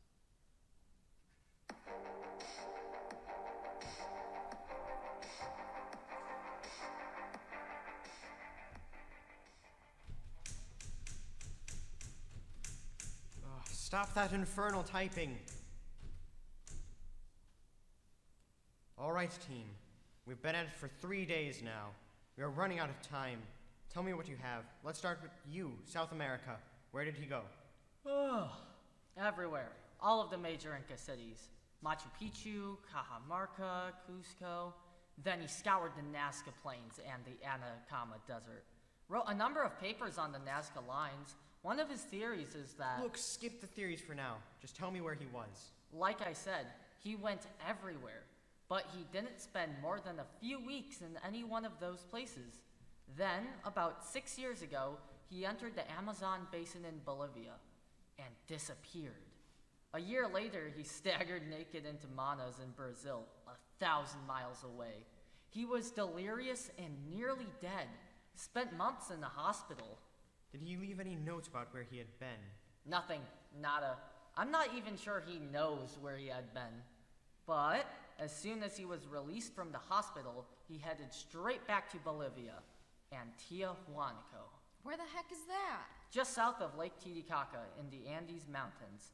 It's an ancient complex of temples and pyramids that predates the Incas, nearly 13,000 feet in elevation. But it has some of the largest stone temples found anywhere in the world. Some stones weigh hundreds of tons. Nobody knows how they were built at that high altitude. It would be like building the Great Pyramid on top of Mount Rainier. How long was he there? Half a year. He lived in the ruins and searched all the mountains around there. Interesting. Let's put a pin in Tiahuanaco for now. Okay, Island Hunter, what have you got? Well, I'd have a great tan if I had gone everywhere he did. You wish. Let's stay focused. Okay, well, same story. He went everywhere in the Pacific. After Bolivia, he turned up in Rapa Nui, you know, Easter Island, the big stoneheads, and he spent about 2 months there. Then he just started tearing across the Pacific, the Marquesas, all the islands around Tahiti, Cook Island, Samoa, Tonga, Friendly Islands, finally New Zealand and Hawaii. He stuck mostly to Polynesian islands. Aren't they all Polynesian islands? No, and that's the point.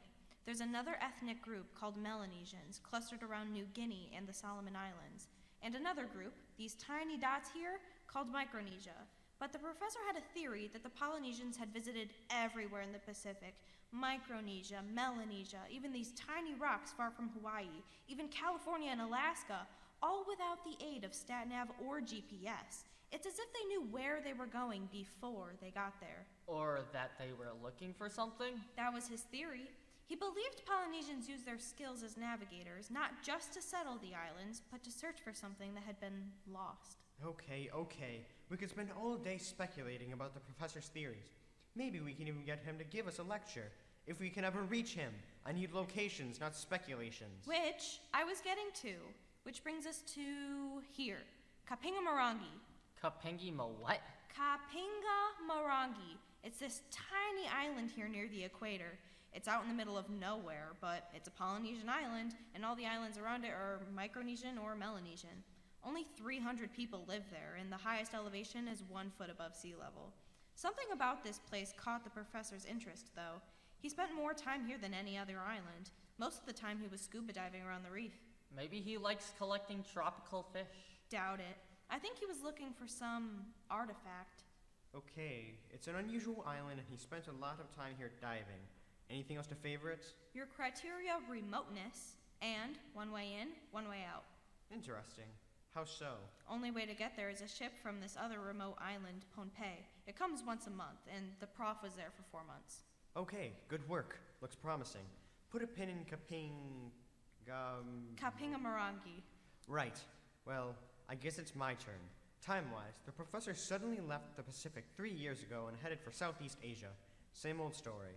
Ruins in Cambodia, Laos, Burma, Myanmar. Then he went to India and spent a few months there in a town called Darjeeling, near the Himalayas. Darjeeling? Like the tea? Correct. Darjeeling is an old British hill station famous for its tea plantations and private boarding schools. It seems the prof, as you call him, needed some downtime to review his work and to write up his notes. Apparently he holed up in some quaint old hotel and wrote his opus magnum. His magnum what? It's a large gun, dummy. Try again. It means great work, masterpiece. He wrote it but never published it. The manuscript has never been seen. Is that what we're looking for? Quiet. Lower your voices. Look, among the three of us, I don't know what the premiere's after, but I don't want to drag this thing out any longer. We've made this man suffer enough already. I just want to reconnect with him, ask some questions, get some answers, and let him go. I'm not supposed to tell you this, but I've known this professor for many years. He's eccentric, but not crazy, and certainly not dangerous. He doesn't deserve to be interrogated by a beast like the Colonel. Hey, man, we're just doing the job we are paid to do, you know? No office politics, okay? Don't want to get on the wrong side of anybody here, especially not this Colonel guy. All right, drop it. I just wanted you to know where I stand. You two just do your job. So, where does that leave us? Door number 1. Tiahuanaco. Door number 2. Kapingama whatever. Or door number 3. Darjeeling. And the winner is? And the winner is? I've made up my mind, but I want to keep it secret for now. After all the work we did? We won't tell. Promise. Oh, all right. Against my better judgment. I'm going for Darjeeling. But why there? I'd go for the island. Both on the island and at the Tiahuanaco ruins, the professor was out in the open every day, diving on the reef, searching the mountains, as you said. Only in Darjeeling did he stay in one place, holed up in a hotel, probably shut up in the same room for 3 months. That's the kind of safe house, hidey hole I would go for. A place where he can run away to, lock the door, throw away the key, and wait, unseen. Yeah, but a tropical island. They probably don't even have walls and doors there, let alone keys. And that's the problem. It's hard to hide where there are no walls and doors. So, I am off to see if I can find the door he is hiding behind. Indian back should take about 5 to 6 days. Cutting it close, but if I'm right, we can wrap this thing up. Can I rely on your discretion? Your secrecy? Of course. Sealed lips. Mum's the word. All right. I'll be back within a week. Ciao, or namaste, whatever they say in India. Good luck. Bring us back some tea.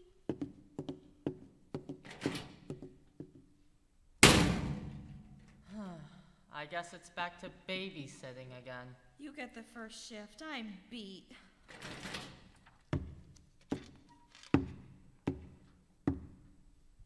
So, is there a doctor in the house? No? That's strange. Sudden indigestion, perhaps? No stomach for this work? Funny, he was here a minute ago. You just missed him. And of course, you wouldn't happen to know where he went. Would you now? No idea.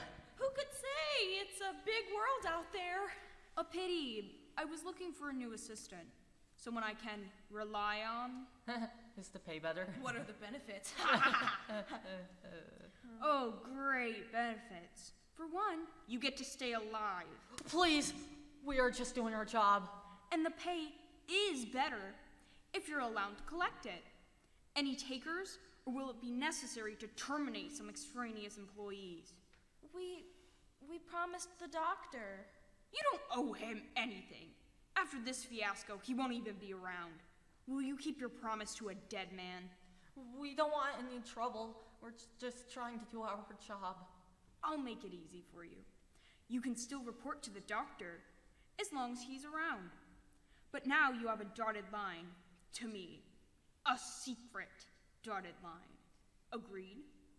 Well, if it will help the cause, I guess. And you will keep it a secret, right? Oh, you can trust me. So, we're all in agreement? Good. Now the first item on that dotted line is where did the good doctor go? Anyone? India. India? Where in India? Darjeeling. Darjeeling? You mean like the tea? Yes, Darjeeling. Like the tea.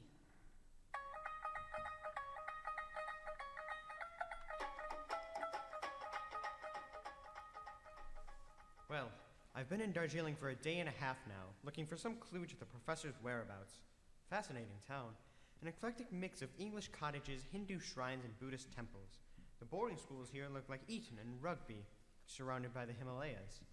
I have checked a dozen hotels, hostels, and inns so far, with no luck.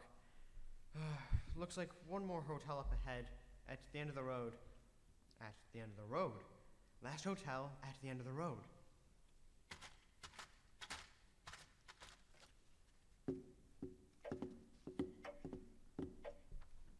Hello? Anybody here? Welcome, sir. Welcome to the Darjeeling Hotel. Thank you. Mind if I look around? I am sorry to say, sir, that we are closed for this season. The monsoon is coming soon, sir. No, I don't want a room. I would just like to look around. It looks like a nice little hotel. Do you get many foreign guests here? Can I help the gentleman? I am Mrs. Banerjee, the owner. The Sahib wants to look around. How do you do? I know you are closed, but I would like to check out your hotel, for a future visit. You are planning to return to Darjeeling? Yes, I am a doctor, and I have some colleagues at St. Paul's School that have invited me here to return for a few months during the school term, possibly next year. I see. Doctor. So, I would be very grateful if I could see some of the rooms for a future visit, like I said. If it is not a great inconvenience, that is. Oh, very well. Ravi, give me the keys. I will show the doctor around. Yes, ma'am. This way, please. Do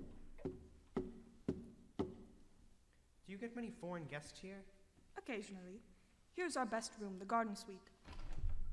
Oh, very nice. Nice view of the garden. But do you have anything a little more private? The doctor wishes to have some privacy. Well, it's just that I intend to do some writing while I am here. Finish up some papers I've been working on. That is interesting. Just like... Oh, never mind. Yes? Was there someone else here to do some writing? I'm sure being this close to the boarding schools, you get many professors as guests. Yes? Yes. We do get many professional types, including doctors and professors. St. Joseph and St. Paul's schools are just down the road. Here's our dining room, if you care to look. Very nice. Excuse me, where does this stairway go? Do you have some more rooms upstairs? Yes, we have upstairs rooms, but I usually don't open them until the ground floor has filled up. It can be very cold and isolated up there. Just what I am looking for. May I see? If you insist. The doctor most certainly desires privacy. Where does this corridor lead? Just a few last rooms in the back. I don't think you would like to go. Let me just take a look. You say you have no guests here now. That is correct, Doctor. We are closed for the season. The hotel is completely empty. So it is no problem to peek into a room, is it? Would you mind if I looked at this room? The last room in the corridor. The room farthest from the front? The last room. Room 17. I would not recommend that room, sir. It is perhaps our worst room. That is the least comfortable.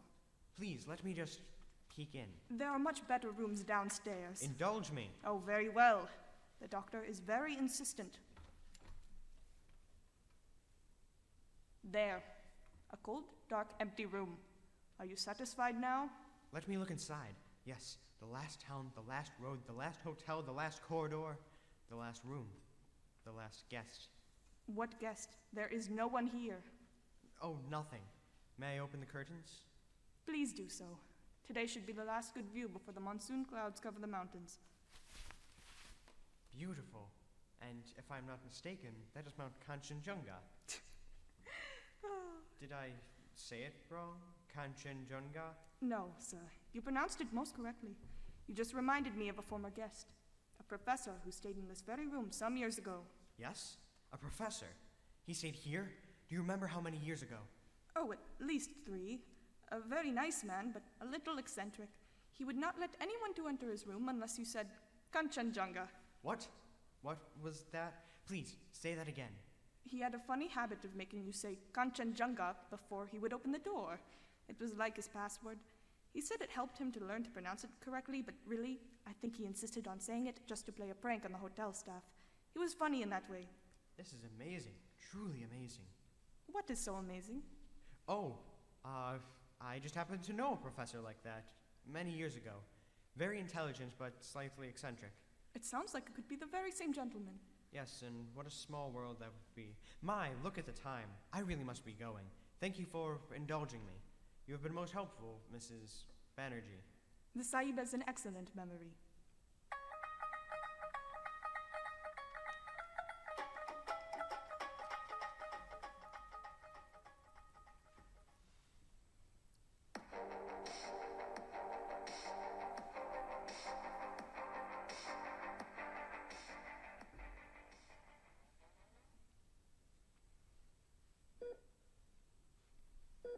You two, come with me.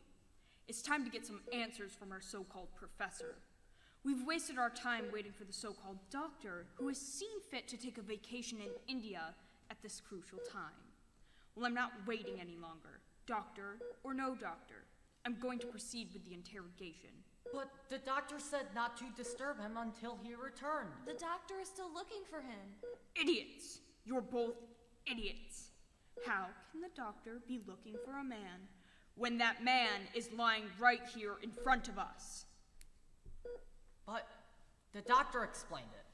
The man, the professor, is here, but his mind is somewhere else. In Darjeeling. Maybe. And you fools really believe that? Can't you see with your eyes? This professor of yours is right here. But he is in a coma. Since that first day when you started the... Yes, in a coma. Or is he? Did you ever think he could just be faking it? For 10 days? I don't think it's You're not paid to think, just to keep him alive. And you've done an excellent job. He looks better now than when we first brought him in here. I think he's healthy enough to answer some questions. Please, let's wait for the doctor to get back. He should be here any time now. Enough waiting. Turn off that beeping thing. Bring that machine over here, that defibrillator thing. Please, sir, not that. It could kill him. Really? I thought these were known as lifesavers. Now open his gown, charge it up, and give me those paddles. Now stand clear. It's the premiere! What is going on? Premiere. I was just about to revive the subject. Where is the doctor? Still out chasing wild geese. Time is running out, Your Excellency, to get some answers. Has the subject regained consciousness? He seems to have just dozed off. Look at the monitors. He's in excellent health, strong as an ox. A little jolt won't hurt him. It will wake him right up, and we can get on with our interview. You two, how healthy is he? Well, the colonel is right. There is nothing physically wrong with the subject. He has just been in a deep coma for the past 10 days. Or a deep sleep. His REM activity has been constant the whole time. It's as if he's in a permanent dream state. Is there any reason he can't be woken up? Well, no, but it should be that The doctor warned us not to wake him until we know where he is. The body is here, but his mind is somewhere else. The doctor thinks that the professor thinks that he thinks he is in Darjeeling. Maybe. Can you believe this, Your Excellency? Have you ever heard such nonsense? I say we proceed now while we still have the time. Otherwise, all our efforts will have been wasted. I agree with the colonel. You may proceed. You two assist the colonel and make sure the subject is not damaged. Thank you, Your Excellency. Now I don't want any backtalk from you two. Charge up the machine. Give me those paddles and stand clear.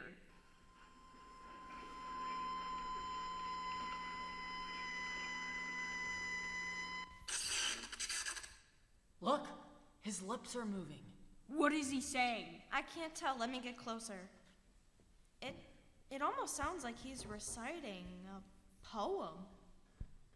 Stand back. I'm going to give him another jolt. Increase the voltage. Now, stand clear.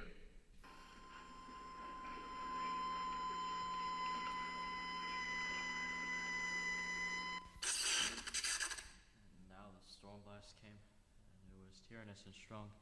Struck with overtaking wings, chased us south along. What is he saying? What is he saying? It is a poem. I've heard it before, but I can't remember. I know it. It's from Rhyme of the Ancient Mariner. He's describing an electrical storm. Electrical storm? Oh, I'll give him an electrical storm. Increase the voltage. Now stand back. Stop!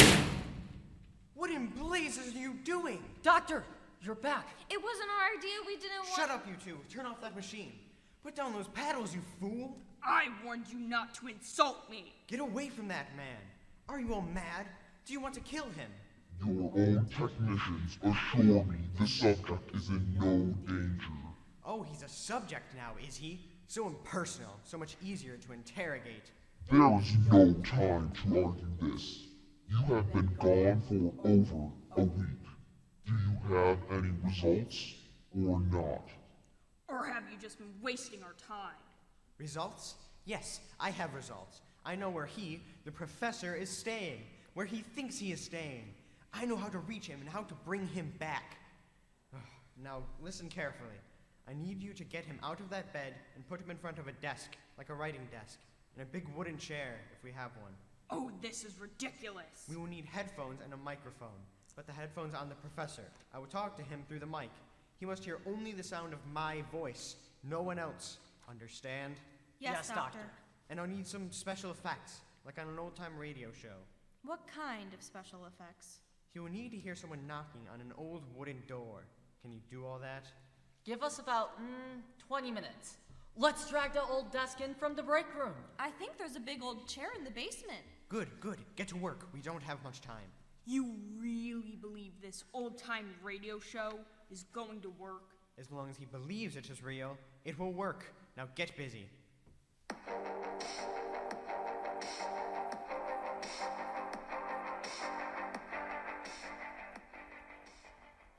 Premier, we are ready to proceed. Are you sure this will get us the information we need? Now, all I can promise is that I can get the professor back to a waking state. For the last 10 days, he has been imagining himself to be sitting in a small room in a small hotel in a small town in India. His imagination is so powerful, so precise, that he really believes he is there, not here. It is like a perfect dream state. What I need to do is to get inside his dream and lead him back to us. You're the one who is dreaming if you think this is going to work. You two, is the microphone ready? Here is your mic. It goes directly into his headphones. Press this switch here to turn it on. And I fitted him with a mic in case he starts mumbling poetry again. We will be able to hear everything over the speakers, but he will only be able to hear you. Finally, we are patched in for your sound effects. I'll do the door knocking whenever you're ready. Excellent. Now, everyone needs to remain completely silent. He must not suspect that anyone else is here. Just me. Understood? Got it. Everyone ready? Good. Let's go. First, door knocking, not too loud. Look, his lips are moving. I can't hear what he's saying. Turn up his volume. As I nodded, nearly napping, suddenly there came a tapping, as if someone gentle rapping at my chamber door. That's Edgar Allan Poe's The Raven. He's responding to the knocking. Now we're getting somewhere. Extraordinary. Quiet, everyone, please. Now, knock again. A little louder this time. Sir, said I, or madam, truly your forgiveness I implore. But the fact is, I was napping. You're losing him. Quiet, please. All right, really bang on the door this time. Ancient raven, wandering from the nightly shore, tell me what thy lordly name is on the night's Plutonian shore, quoth the raven. Kanchenjunga. What did you say? Kanchen Jonga. Who's that? Who's there? Don't you recognize me? Wait. I know that voice. You're the one they call the doctor. What are you doing here? I came here to get you. Well, I'm not ready to be gotten. You wasted your time coming here. Oh, I don't think so. You've been gone for 2 weeks now. That's long enough. Time to come home.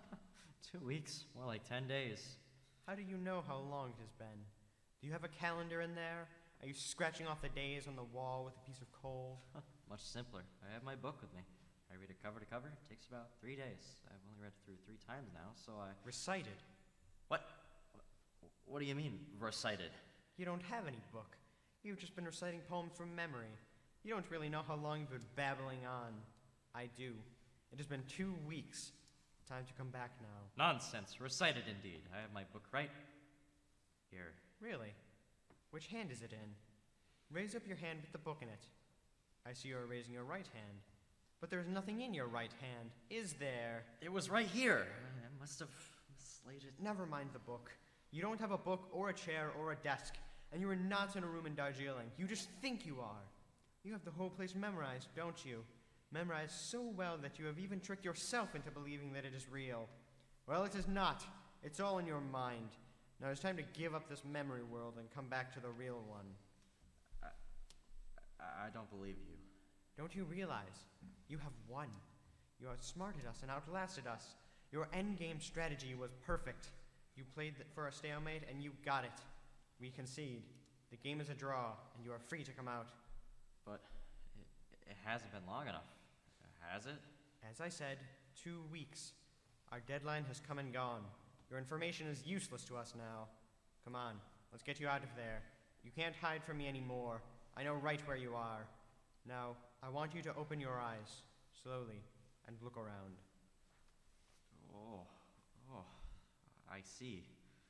I'm back in the lab, as you call it. I would call it a torture chamber worthy of the Inquisition. It comes with its very own Torquemada, the Grand Inquisitor. Right, Colonel?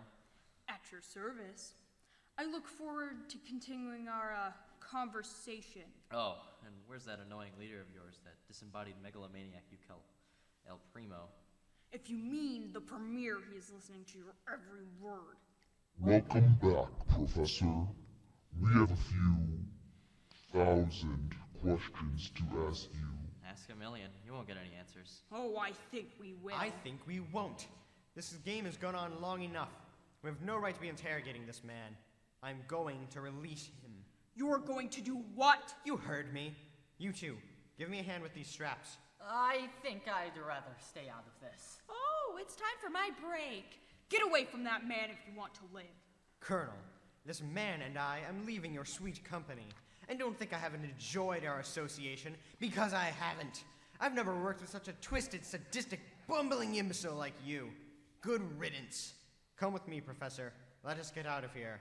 I told you never to insult me. What happened? What is going on? The Colonel just shot the doctor. Is he dead? Of course. I never miss. 1 down, 2 to go. Not quite so, Professor. You will be next to go. Give me those paddles again. But he's awake. You could kill him. Hear that, Professor?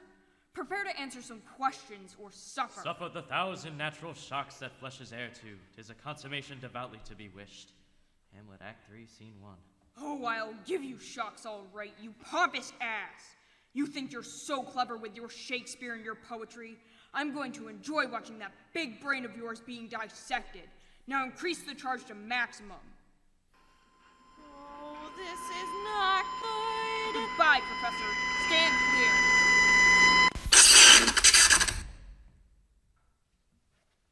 Oh, this is turning into a lovely day.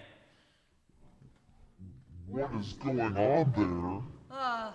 The Colonel seems to have electrocuted himself. 2 down, 1 to go. Unless you chaps care to play. No, I think it's time for early retirement. We quit. Don't bother sending us our last paycheck. Oh, before you go, could you just undo these straps? Oh, thank you. Circulation again. Good luck, you two. Thanks. We enjoyed hunting for you. Next time you plan a trip, take us with. Well, it just leaves you and me, El Primo. It's premiere. Right.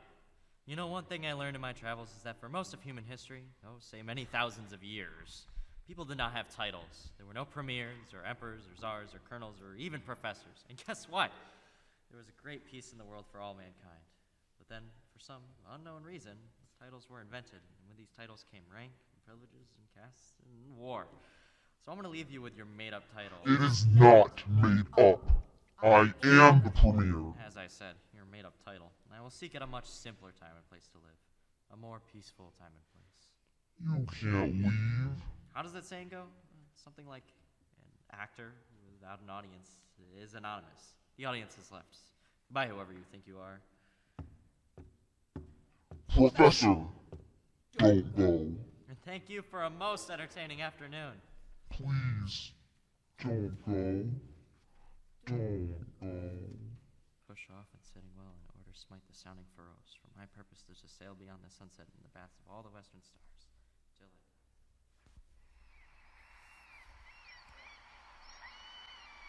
Aloha. Welcome to Kapinga Morangi. You look for a nice place to stay? We got many bungalow. Oh, nice to see you again. Do you remember me? Stayed here some years ago. Mrs. Kalani? Oh, Professor. Of course I remember you. Welcome back to Kapinga Morangi. Oh, please. No professor. I'm just a humble beachcomber now. If it's available, I'd like to stay in the same bungalow I used before. I believe it was number 17? I think you're right. Number 17, at the end. I can go show you the way? No, that won't be necessary. I remember it all. I remember it all very well. You got any luggage? No luggage, just what I have in my pockets. Let's see what it is. Ah, The Moon and Sixpence by Somerset Maugham. Yes, I remember it all. I remember it all.